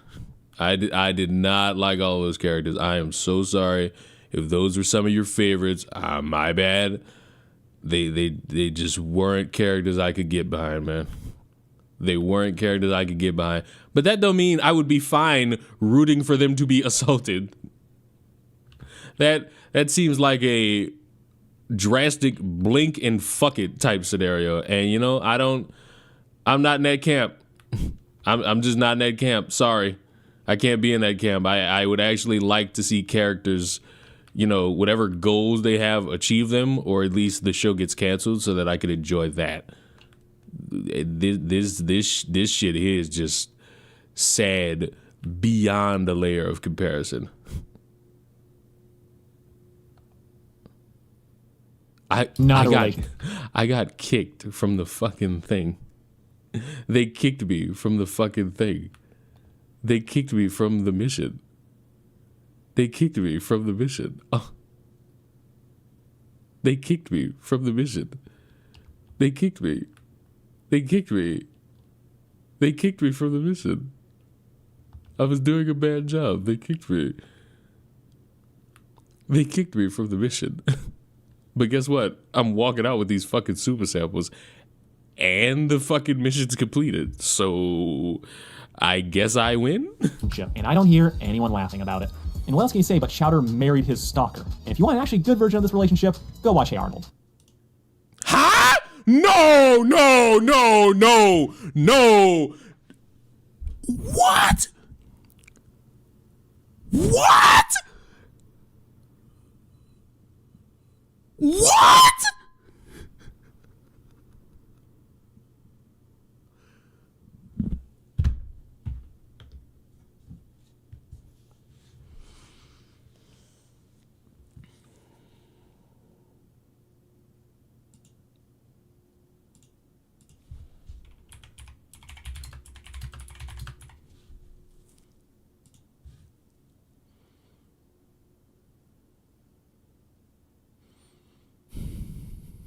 You sat there for, I think, like 16 minutes talking about how Panini's a stalker.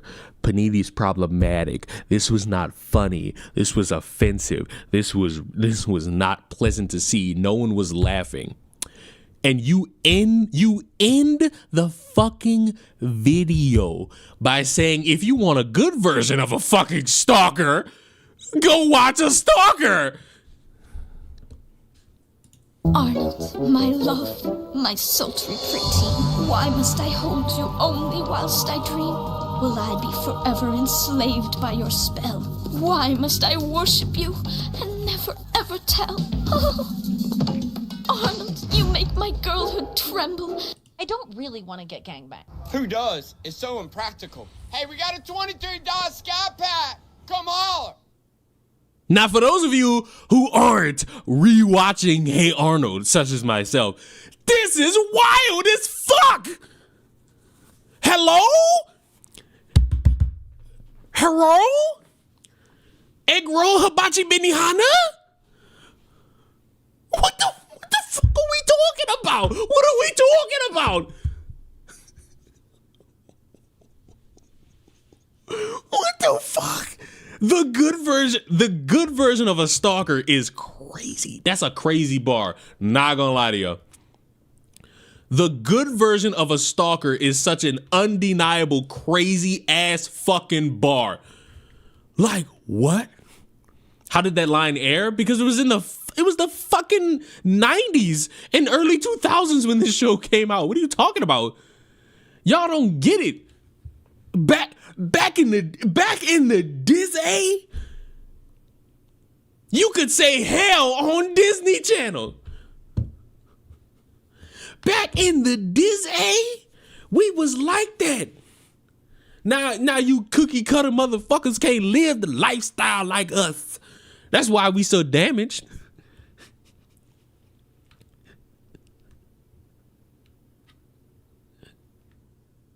They're like, bro, I didn't watch Cow and Chicken. Cow and Chicken sucked. The intro was good though. I just couldn't get into Cow and Chicken. Cow and Chicken wasn't my cup of pie. Now Ren and Stimpy, you know what I'm saying? Now Ren and Stimpy. Matter of fact, let me hear this shit again because apparently this is the good version. And never ever tell. Oh, Arnold, you make make my girlhood tremble.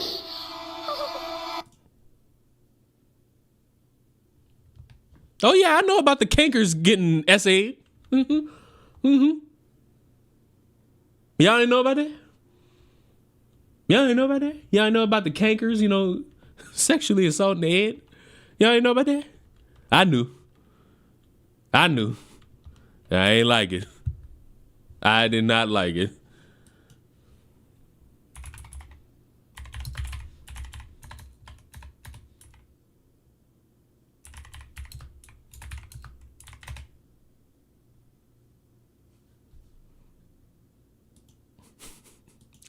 The crowd goes silent as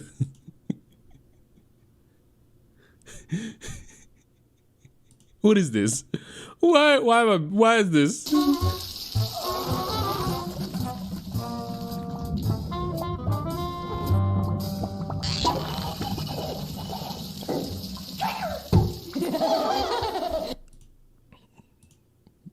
Hello?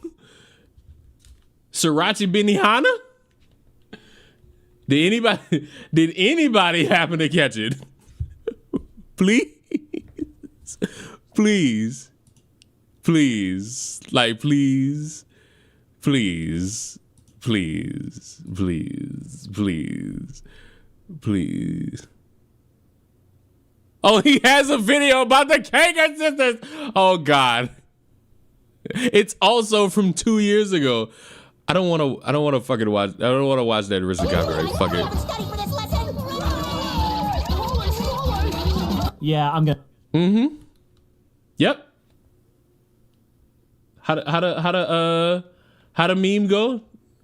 What's the name of that one fucking channel? Did you know? Did you know?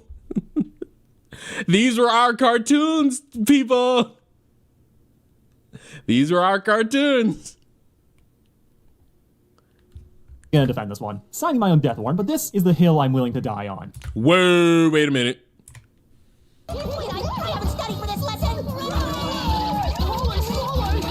Yeah, I'm gonna defend this one. Sign. You, ooh, you finna make me, ooh.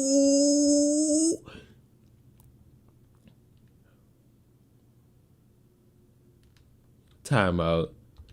I gotta leave the mission for this one. Just for the sake of the fucking conversation. Just for the sake of the fucking conversation.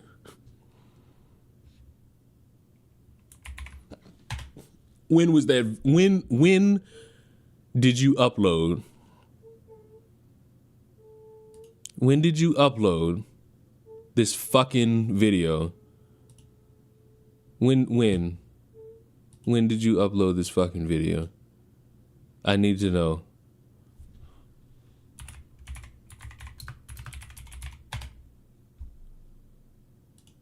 This video is Shut up.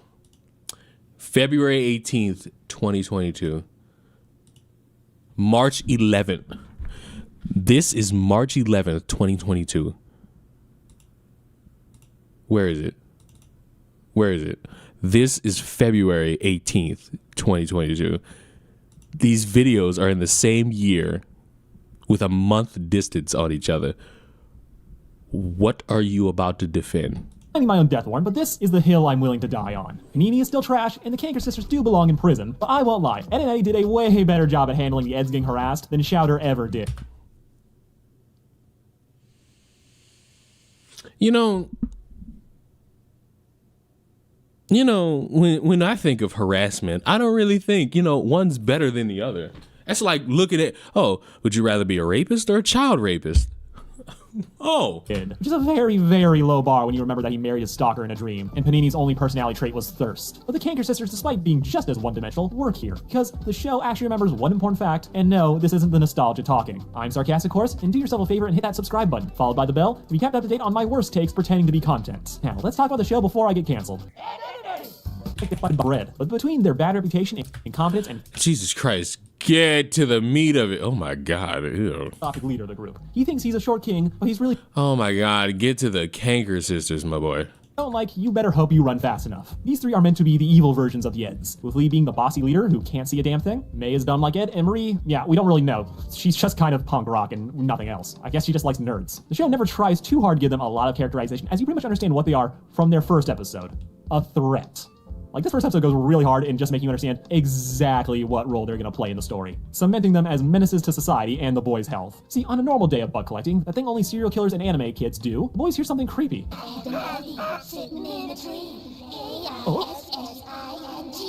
Fearing for the booty, they run to like knock themselves unconscious in a puddle of filth before waking up in a stranger's house and missing their clothes. Not a great start, but it's okay. Boy, I wonder how you're gonna defend this. It's only gonna get worse. See, this house is a trailer and the Canker sisters are here, with them throwing out a lot of warning signs, but they're offering a free lunch and TV, so the boys decide to stick around. Ignoring the obvious warning signs, the boys eat their meat, with them just suddenly becoming a little bit dickish. Like, Eddie is being a bad house guest demanding another drink, Ed is being his usual slob self, although he just maybe could have phrased and don't touch me while I eat just a little bit nicer. The Cankers decide that is the final straw, in what sounds like a word-for-word reenactment of what their mom used to yell at their dads. Good enough that we've worked hard and broken our backs for you? So the boys get put to work, using that half hour of hard labor to blackmail the boys into becoming house husbands, cleaning up their own mess, doing dishes, which, fair, but when they have them start cleaning toilets and washing the outside of the house, while they sit on the couch and do nothing, you kind of start to put together that this was their plan all along. Time you good for nothing started to pull our own weight around here. That they manufactured this whole situation to force the Eds to work for them. Even when Eddie finally stands up for his friends, they immediately start sobbing and run to their rooms before, like the horror movie monsters that they are, materialize behind a door. Then, in case if you had any serious doubts left, if the boys should be scared, they pull out Ed-shaped dolls and call them juniors. So let's see. We got kidnapping. We got the Beauty of the Beast concept. We have voodoo dolls. Boy, these motherfuckers are way worse than Panini.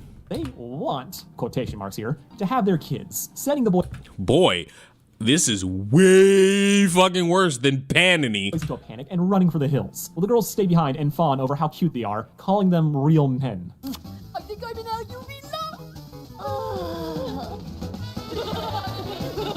See, this is why I actually don't have any trouble liking them here versus other shows. It's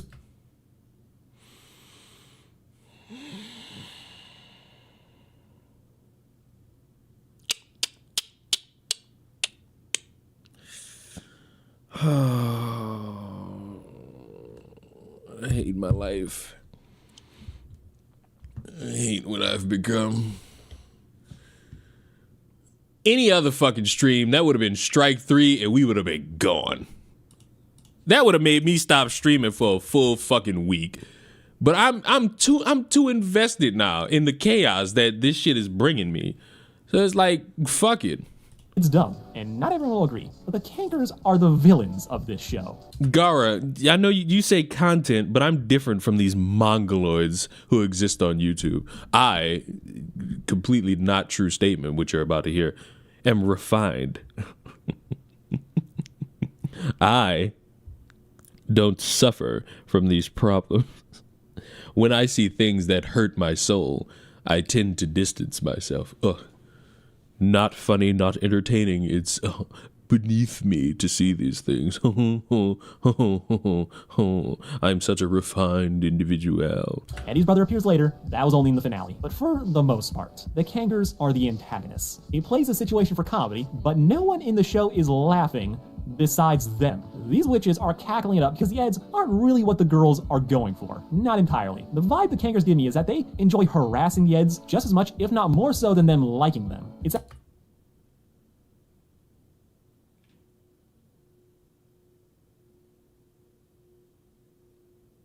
It's like white people always want to try to overanalyze everything, and they think they sound smart, but they sound like they belong in a fucking cage.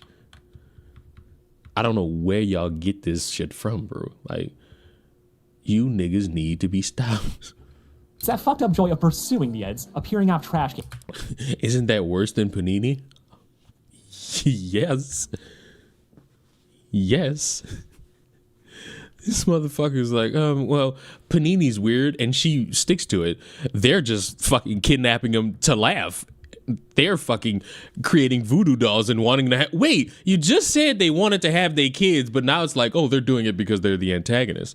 Fuck, I didn't know rape meant you were, what? Kids trying to kiss them, watching them scream and run away. That is really what gets them going. It's a sick game, and one that fits the show without feeling repetitive, like a lot of anime.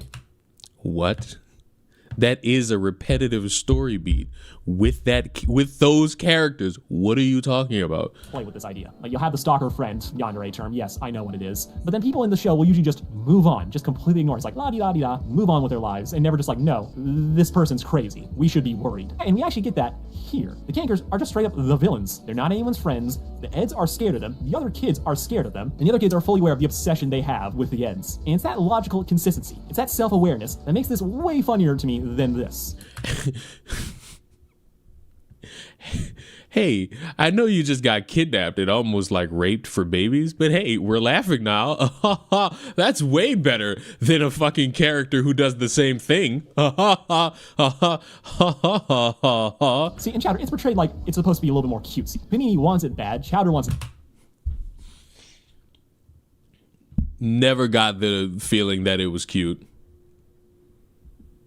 Never. I'm not looking at both of these and thinking cute. I'm not thinking funny. I'm not thinking relatable. I'm not thinking they're the villains. I'm thinking, wow, these characters are trying to rape. This has nothing to do with her. With everyone else in the show playing off like it's young love. It'd be one thing if she was just a thirst monster from down the lane, but then we see her hang out with Chowder, watch his boss sell him to Panini for a deal, all the while she's just smiling like this is an actual relationship. And that just kind of... Did you not just describe the Canker sisters as kidnapping these motherfuckers, forcing them to do housework, and then trying to get a baby from them? What are we doing? It rubs me the wrong way. Here, though, the Cankers are just the worst. Everyone knows it, even though I'm a slut for villain romances, and this should be up my alley. I never get the vibe. We're done. We're done with that. We're done with that. We're done with that. We're done with that. I now want to fucking have us, like, enjoy our time together. Copyright be damned. I got a girl always late. Anytime we have a date, but I love her. I'm gonna ask her. What the fuck do you niggas know about this? Is you is or is you ain't my baby? The way you acting lately makes me down. Still my baby, baby. See my flame in your heart's done gone out. A woman is a creature that's always been strange. Just when you're sure of one, you find she's gone and made a change. You is or is you ain't my baby?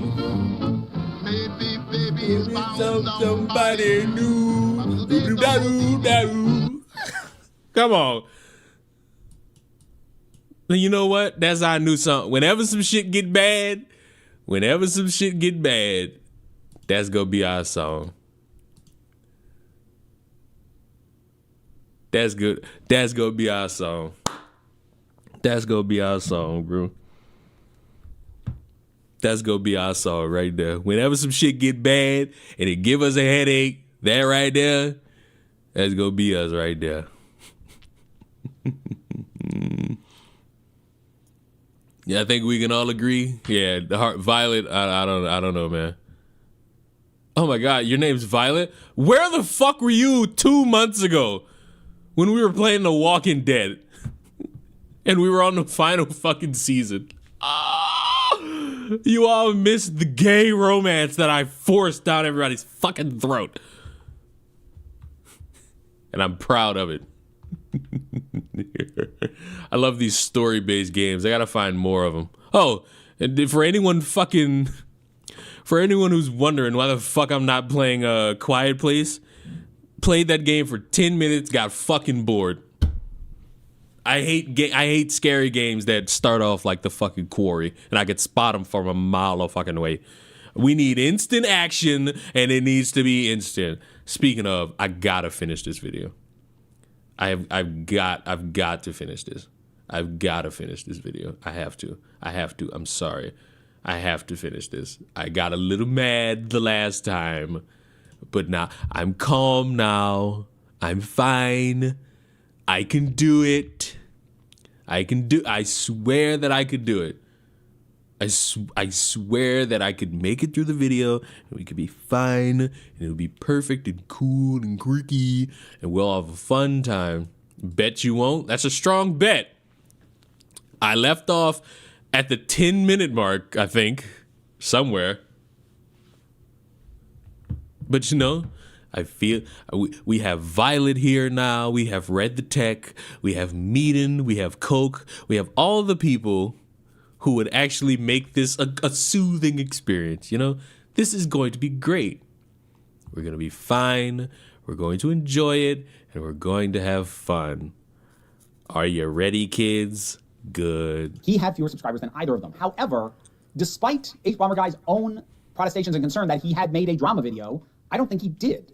I have functionally made a drama video about some guy. Now, obviously, the video fits within the video essay format, building a case. I am bored. I need game. Not initially revealing that it's going to be about Somerton, but building a case giving specific examples about plagiarism, starting with a case of Philip Mewson, which was clear-cut, and this was a guy who's basically famous for no reason other than being a plagiarist, and then going into issues with Cinemassacre, which had a massive scandal that was well-known within its own fan base. Illuminati, whose platform was already imploding because of a whole bunch of other reasons. Internet Historian, who, if you checked around, you could find out very easily had done some pretty severe plagiarism, but that creator's own audience did not seem particularly aware of what had happened before getting to James Somerton and using all the examples built before with those other cases to then build out a case against Somerton. And I would also argue that Somerton was causing active harm with his theft from other creators and his frequent erasure of queer creators that he would steal from, as he would steal their ideas, and as a result, he would be the one credited with those notions, those thoughts, those takes that weren't his, and would help ensure that the people who actually had those would not be heard from, ever. And the sheer size and scale and volume of that video did matter because Somerton had been accused of plagiarism more than a few times up to that point, but his standard MO was to either cover his tracks and pull the video, or just go really hard in his pushback against whoever was doing it, and he had a habit of doing that often enough that multiple people who had brought up notions of plagiarisms had then vanished because he basically bullied them out of the space. But H-Bomber Guy not only... Oh, what pussies. I'm sorry. You can't... If you allow yourself to get chewed out of an online space because some dipshit twink is like, oh my god, how dare you, I'm large content creator. You deserve to fail at life. You don't know how to have fun.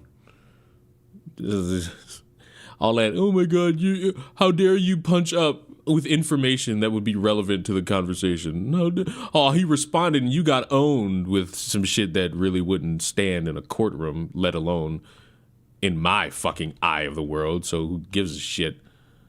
Oh, you got owned, Jew, liberal. Oh my god.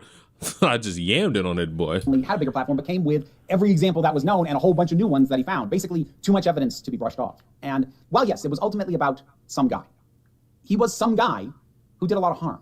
And it was harm that wasn't being addressed.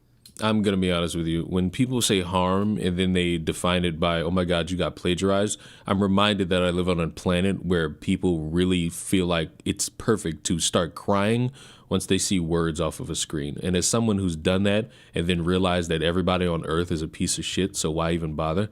I've come to the realization it would just be better if I just go touch myself and then go to sleep, or read fan fiction, or watch anime, or do something that would actually be beneficial to my fucking day and my egos, instead of something that is designed to piss me the fuck off. If the notion that you can't... I have no context to this video. All I remember is that H-Bomber made the video about something. I don't have any context to any of the people involved in this, except for the one guy who they're talking about, who, after getting criticized, disappeared and everybody thought he killed himself. Single out. I'm sorry, unalived. And point to the ills of... committed seppuku. Some guy is the criteria for a drama video, then, I hate to tell you, H-Bomb, but a whole bunch of your best work then qualifies as drama videos. And while I actually do think that you could look back at H-Bomber Guy's earliest work, particularly when a lot of what he was doing was taking on the, well, it would be called anti-woke now, but the anti-SJW types, yeah, one could argue that those were, in some cases, not all, in some cases were drama videos. Where would I draw the line on some of them? Well, some of them were very much cases of, okay, we're going to talk about this person because they are an example of this bigger thing that is going on. There were other times where it really did seem like he was just cataloging some nonsense. And you're allowed to do that if you want to, but at that point, you have kind of made a drama. This video seems like a very thin line between I know what's important versus what is not important. And if you don't follow my criteria, you're the fucking problem, which is the douchiest way to operate in terms of trying to police everybody into making content. Like, I'm sorry.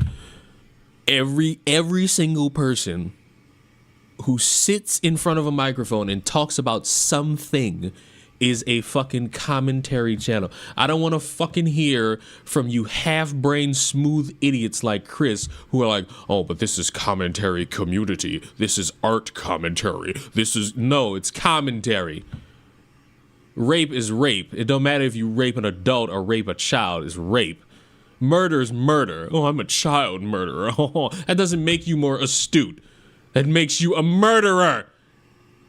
Now, keep in mind the ones I'm saying could be argued. Why do people equate criticism to drama? Because these are thin-skinned children who, because of being bullied in life and a pandemic, have allowed them to ignore any layer of context about criticism, which they then turn into a personal attack. As drama videos Sometimes, depending on the skin color, racism. Are from the very early days of his channel. So I'm contrasting that to what he's been doing more recently, which I don't feel are drama videos. That being said, what I absolutely do relate to is H-Bomber Guy's concern at the end of the video that he would be financially incentivized to do this again. If this video goes up and is monetized and gets views, I have been paid, financially rewarded for making this.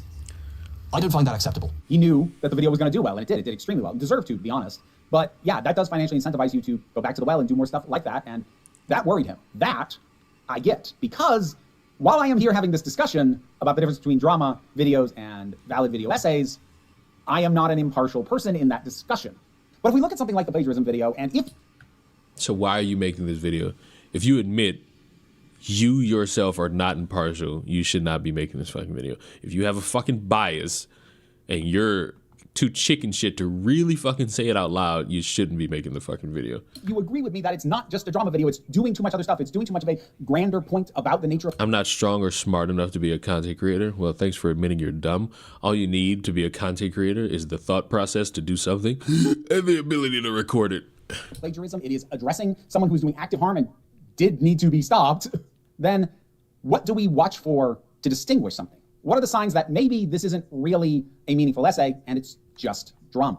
Well, as I kind of said before, a good video essay, in my mind at least, should never just amount to this person sucks and or is wrong. There should be context, greater context. You should, as you're saying why these motherfuckers are wrong, you should add the historical context to the Jews being gassed by Hitler. About where they fit into larger conversations, using what happened with them as a springboard into another topic.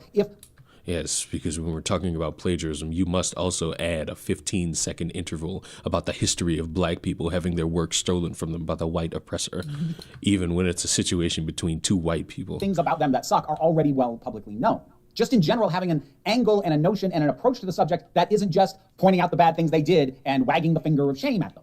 Because if a video reaches its ending and the conclusion doesn't appear to be any more than to hell with this person, that might be a cause for concern. Now, to be clear, that doesn't make you a bad person for taking in drama videos. This isn't like a purity checklist of, oh, you're watching a drama YouTuber, you're bad. This is undoubtedly a purity checklist on how to, I guess, in your mind, make videos about a subject that you would deem important. Which, I'm sorry to say, they're gonna be that way regardless. Because a motherfucker has a thought to make the video about said person because of topic or topic because of said person. No, no, if you enjoy that kind of content, that's fine. But I see the notion floated, like, are video essayists just drama YouTubers? And my instinct is no, and I'm interrogating them. Yes! They are. They are. They are. I don't give a fuck. They are. And figuring out where the difference is, because I find drama YouTube exhausting in the worst way. It's why I generally don't engage with it. And that's why you made this drama video about drama videos? Are you exhausted making this, or were you just saying that to say it? I have found myself drifting away from some creators when I felt they started going that way, but again, I'll cycle back to that. Now, it's worth noting that sometimes... And you know what's crazy? You bringing this the fuck up? Oh, I've gotten away from certain content creators because, you know, they've delved too deep into the drama. You know, you just admitted to this being a drama video. A video isn't a drama video, but might have the appearance of a drama video, usually for algorithmic purposes. This usually comes down to things like title and thumbnail, where there will be a big, bold, declarative, very black and white statement that is not necessarily reflective of the actual tone of the thing. The video that I kind of mentioned at the start, interviewing a number of video essayists, D'Angelo Wallace talked about this. Either people are going to click into this video and they're not. And if I name the video, I have a neutral feeling about this topic, but I still think it's worth discussing. Or if I say this is literally trash and it's a 45-minute video, which one would I click? I'm just going to go with the maximum engagement. As long as it's an accurate representation of what people can expect to find in the video, I don't really care about like the title, the thumbnail. Clickbait is a little bit of a different accusation from being a drama YouTuber, at least. I'm not gonna make it through this fucking video. If you make a fucking excuse, I swear I didn't. When I fucking ranted, I didn't go back and finish the video. If I hear a fucking excuse for clickbaiting, I'm not gonna fucking enjoy my life. It should be, because let's be honest, I for one think that clickbait has a place. Because man, fuck. I gotta stop that shit. I gotta stop that shit. Why do I know everything? What the fuck? Why do I know everything? What the fuck?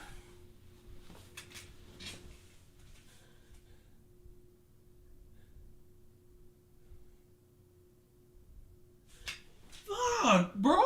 What is this? Why the fuck do I know anything? Why do I know all this shit? This shit is impossible, but it's not out of the realm of possibility because stupid motherfuckers like making excuses for shit that they favor, but they'll demonize everybody else who does the same fucking thing and claim that it's different. You just sat there and said plagiarism and calling it out is good because it stops harm. But clickbaiting people is apparently it has a place which harms people. It harms people's perceptions about what it is they're about to fucking watch. Oh my god. L-O fucking L. This is ridiculous. How did we get to this fucking point?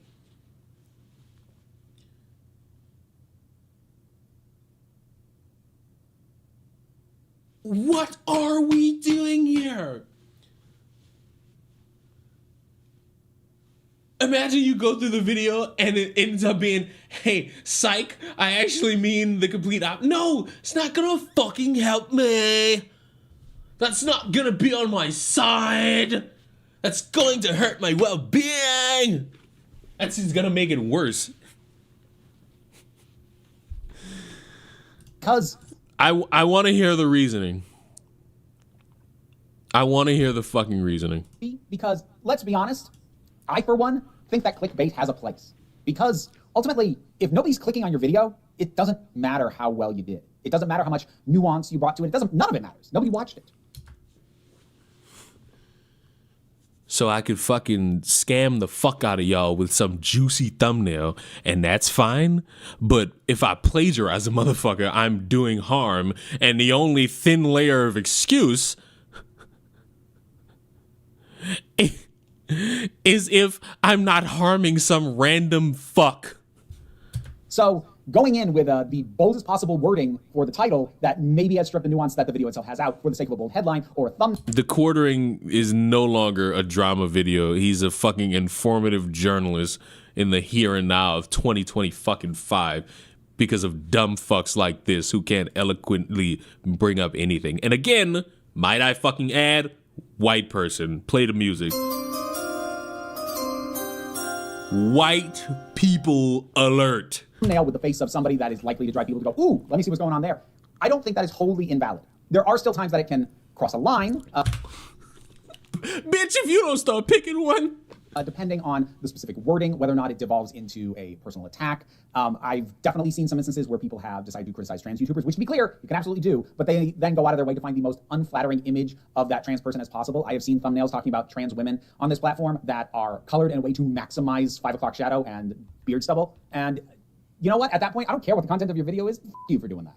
So, well... Oh, but I thought clickbaiting was good. Oh, wait, I can't harm no one with my clickbait. So scamming is fine as long as you're not harmed, but you're harmed. Ooh. Well, grant somebody wants to... There is some place for clickbait just because of the nature of doing this job. There are still some lines even within that. And also, it does still need to be accurate in some way to what it is you're saying. If you just... I'm done. I'm done. I'm done. I need. You know what? I need, listen, I'm about to open my window. I'm just about to yell out. You know how Selena Gomez, there's a video of Selena Gomez, like, at some fucking soccer field, and she sees a bunch of hunky dudes, and she's just like, hey, would any of you would like a girlfriend? I'm high maintenance, but I love you so much. I need to start doing that. I need to start doing that. I need to just start yelling out, hey, did any of you need a fucking boyfriend? I'm high maintenance, but I love you so fucking much. You know why? Because I need somebody to touch my back at night. Is this shit getting ridiculous? I can't, bro. I can't. I'm getting tired. This is why I don't respect anybody. I've lost all respect for every fucking content creator. They're all hypocrites who dance around these goddamn subjects, and then when their friends get into these same subjects that they bitch about, all of a sudden we have to fucking run the thinly veiled fucking line, or we gotta pretend like none of this is actually the same thing, or we gotta be like this other motherfucker who's condoning fucking assault and rape and kidnapping of one group of characters because that fits the narrative of the show somehow. Or against a fucking cartoonier show where everyone's laughing, so your trauma of getting touched by your uncle when you were 2 has now come back to bite you in your fucking ass.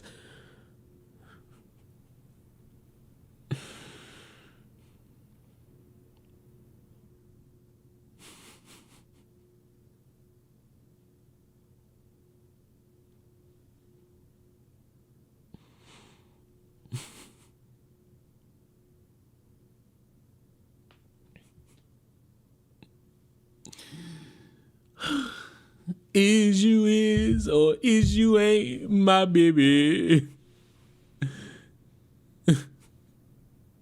Babu dabu.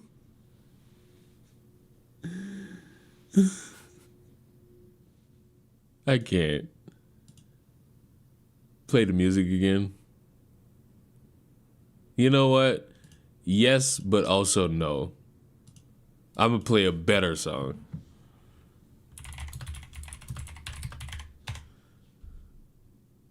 Now, for all the troubled youths out there, you're going to know exactly what it is in the first fight. Clarence, and it was 2 of you. I hope your arms lose feeling. I hope you hit your little funny bone in your elbow on a door and your fucking entire arm seizes up. You hear me? You hear me? Do you understand the words that are coming out of my mouth? And I know you're doing it to troll my soul. And I hate you for it. You hear me? Do you understand me? That, I'm not reading what Meaden said. Meaden, I'm not gonna lie to you, Meaden. You're becoming my new favorite. I hope you don't fucking turn on me like the last one. The last one turned on me because they took it too serious. The last one turned on me because they took it too serious. Be ashamed. Why would you read it? Why not? Just don't. I don't have the heart to tell y'all that I despise the human race. I stay inside a good majority of the time, and I only leave my house at night. I am Batman. Batman is real, and it's me. Batman is real, and he's me.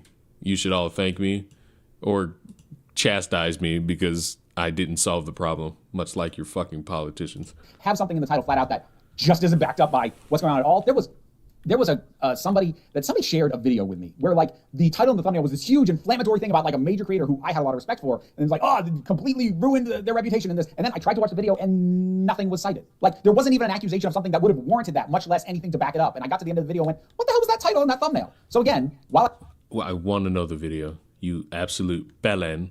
I want to know the video. I want to know what video had you in a state where you couldn't actually understand the point being made, and you actually sat there and you didn't know what was going on. Like, I want to know what video title had you thinking, all right, this is going to be a good video, and then you watch it and then you don't get anything. I want to know because I think I deserve to. You're telling me these things happen, but you're not fucking showing me. It's letting me know that you're not a bit trustworthy, love. It's letting me know that you're a little bit deceitful, and I don't like deceit. I'm being harmed by your video right now, and I don't particularly like it. What was that fucking show of those British fucking children? Charlie and Lola? Charlie and Lola! While I will make some allowances for clickbait, you can overstep. Another thing that I think is a factor You're nothing more than a fucking bloke. is frequency. How often is this creator revisiting the same same topic, the same individual or individuals in the same vein? Now, this can get a little dicey because depending on the nature of the channel, if it is built around talking about a certain kind of thing, then yeah, maybe the same kind of people tend to come up naturally in that discussion no matter what you do. If you're going to be Steph Sterling and talk about the abuses of corporations within the video game space, you know what? Oh, so that's cool. Which in some avenues could be drama. Because, you know, a corporate company fucking over an employee, yeah, that's a video essay. But a YouTuber fucking over editors, oh, that's drama. Bobby Kodak's name is going to come up a lot. I wouldn't call Steph a drama YouTuber for pointing him out. So there are times that a specific individual will come up, but if that person is being named and put in the thumbnail over and over and over again, even in videos that aren't strictly only about them, and it's always the same person, that is not a red flag, but that might be a cautionary sign. And this is kind of... I feel like you're just too chicken shit to actually call out anyone directly because you know the wrath of Respucia will target you because how dare you critique YouTubers people favor. Where I'm going to cycle around to a YouTuber I'm not going to name because I like their stuff. It's me. I actually don't know if it's me. Dude, but they have over the past year or so done multiple videos on the same other YouTuber over and over and over again to the point where I kind of want to shake them and go, let it go. Now, to a certain extent, this might actually have... Who could this be? 4 videos over 4 months ranging from 18 minutes to 4 hours? What? Who could this be about? Over and over and over again. You could just name any YouTuber at this point. To the point where I kind of want to shake them and go, let it go. They're eating the dogs. Bottle of water. I know what you wanted me to. I know how you wanted me to say it. I'm not giving you that satisfaction, loopy. Oh, fuck it, I will. Can I get a bottle of water?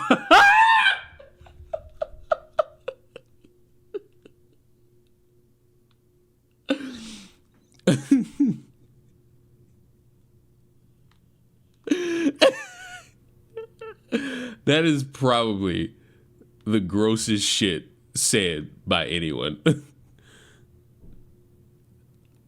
I just want a bottle of water. Now, to a certain extent, this might actually have evolved from drama YouTube into a feud, but those things are kind of complementary. Drama YouTube feeds in on itself. A feud is more drama to talk about, but like, I strongly suspect, and again, I'm not naming names, so I know this means I'm talking vague terms, but I strongly suspect that if I were to watch that first video that the creator I follow did on this other YouTuber, it probably has the nuance that I would ask for in these kinds of things. However, the frequency with which this stuff has been put out on the same topic, taking down the same person for different reasons, or even the same reasons sometimes, after a while, it doesn't even matter if each individual video essay is still well constructed. If you are picking the same target over and over and over again, you're building drama. You aren't making a greater point. You're just talking about this person all the time. And that's not great. And that's not an area where I want to see a creator who I otherwise like start to tip over into. Now, maybe they're done. It's been about a month since they've dealt with this, but I'm not necessarily going to hold my breath. And it's frustrating to see someone with broad interests just narrow down and keep hammering on the same thing. Oh, so how about you do that thing every content creator somehow complains about that they also don't do? Why don't you reach out to them and tell them that you yourself are displeased at the way that someone else is operating their fucking moneymaker, their YouTube channel? Boy, I got this great YouTuber for you. His name's Xanderhall. He fucking wanted to kill a transgender. Boy, I wonder if that's drama worthy of a video essay. The same person over and over. After a while, it stops feeling like you feel there are things that should be known about this person. It starts to feel like you are sitting down and going, ooh, what'd they do this week? And if that's what you're doing, that is the heart of making a drama video. Now, as I said before, generally it's a good sign if a video is putting it into a greater context or making a larger point. If a video is ultimately just a catalog of everything that a creator has done wrong, that is, I'd call that an orange flag. There are times that it is...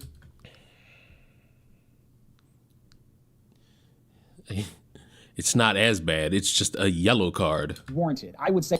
I remember when I used to be a lefty and unironically liked Xanderhall. Okay.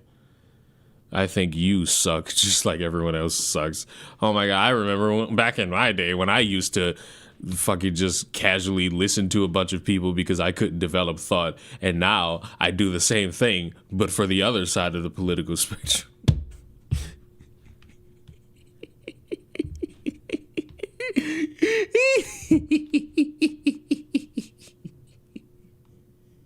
That's why there's like this weird corner of people who are like, oh, he's a conservative, knowing full well the back catalog I've said numerous times, fuck conservatives and fuck liberals and fuck libertarians and fuck whatever other political spectrum you fucks are on.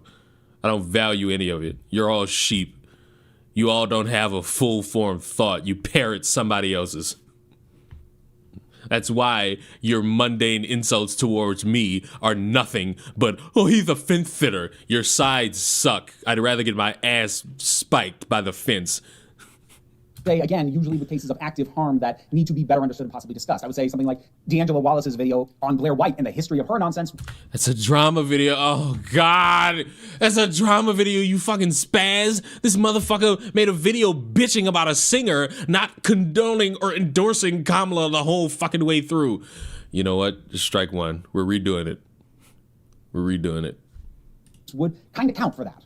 As would H Bomber Guy's James Somerton's video, but I don't want that to be my only go-to example. Because Blair White, with that raspy fucking voice, is causing harm. But the thing is, if you're not kind of being the one to break the story, or if you're not the first one to like do a proper aggregation and like giving the full weight of the issues with this person, if you're not kind of being the first one to really... Oh, so now it's you have to be the first one to break the ice? Heavily push that forward, or at least the first person with a platform of size, if it's somebody doing act. Oh, and then you have to have a platform of size because... You being first doesn't matter. You being the largest to do it matters. Then you gotta have more than just a list of stuff that they've done. The world does not need you to just say the things that a person did that are bad and give your... Actually, the world does need that. It's called the fucking news. Hot take on them. And now this is where I have to circle back onto my own bias and the fact that I am not immune from this conversation. There are videos that I've made actually... Oh, so you're a fucking hypocrite. So shut the fuck up then. Ooh, you know what? Ooh, you know what? No, fuck a woosa and fuck the copyright. New song. I might have already fucked it up by playing like a millisecond of it. But you know what? Don't care. We're all gonna vibe. You're all gonna understand. Violet, you're still new here. You don't know how we do around here. I have the greatest playlist of songs of all time. No one's able to beat me. I've shown it numerous times. I've demonstrated my ability to have a song catalog that if we were in a car ride of 6 hours, you would not be bored of my song choices. And I shall prove my point once again. Out there's a world outside of Yonkers, way out there beyond this hick town, Barnaby. There's a slick town, Barnaby. Out there, full of shine and full of sparkle. Close your eyes and see it glisten, Barnaby. Listen, Barnaby.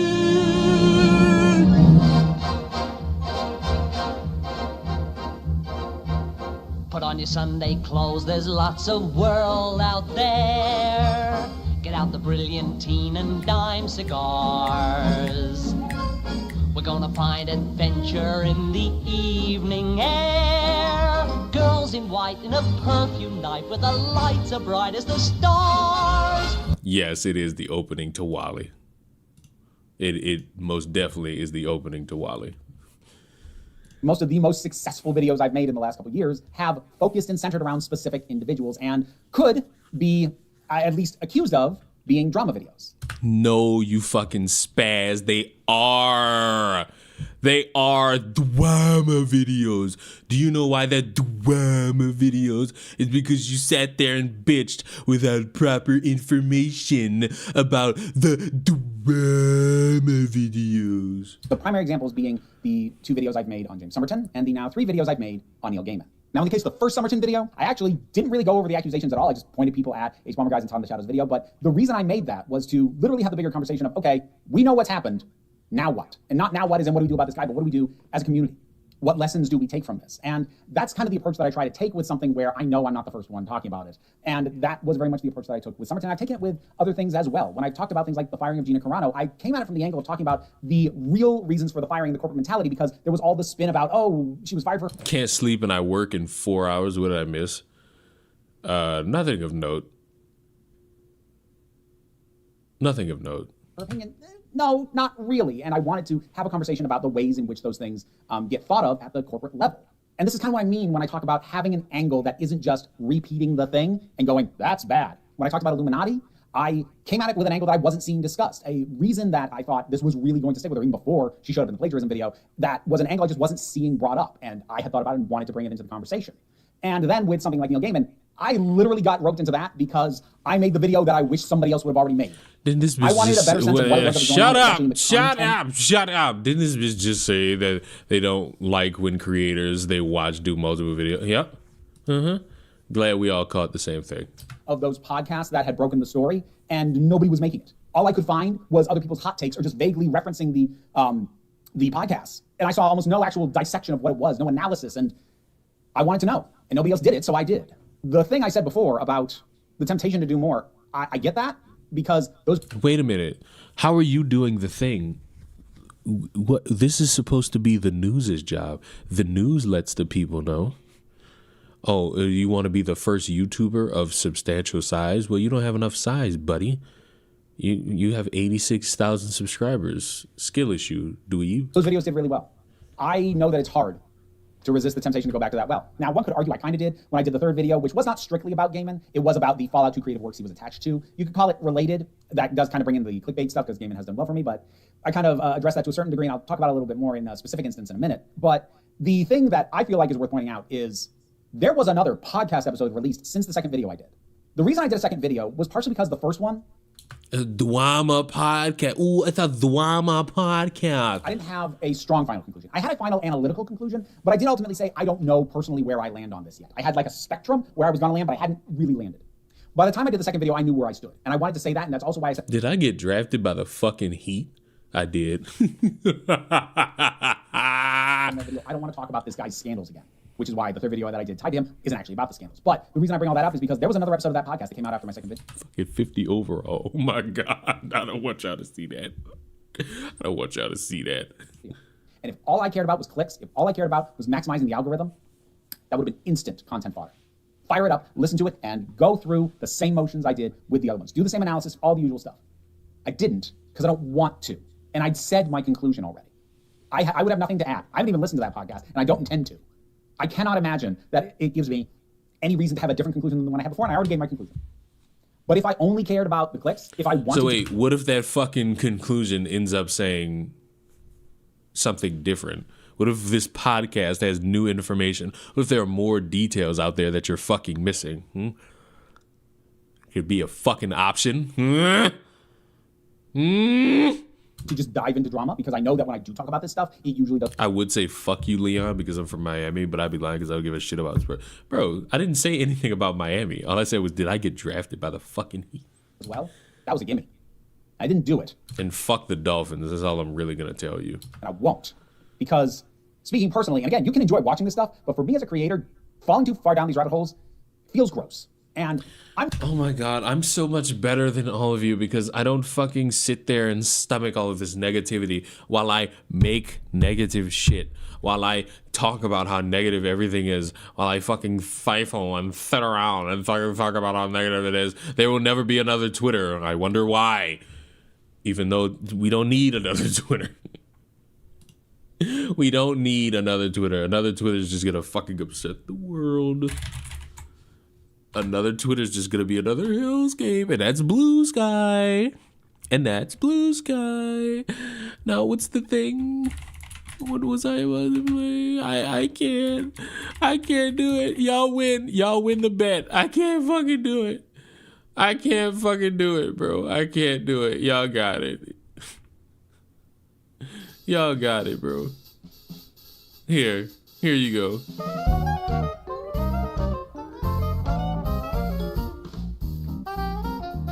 I'm done. All of you make me mad and sad.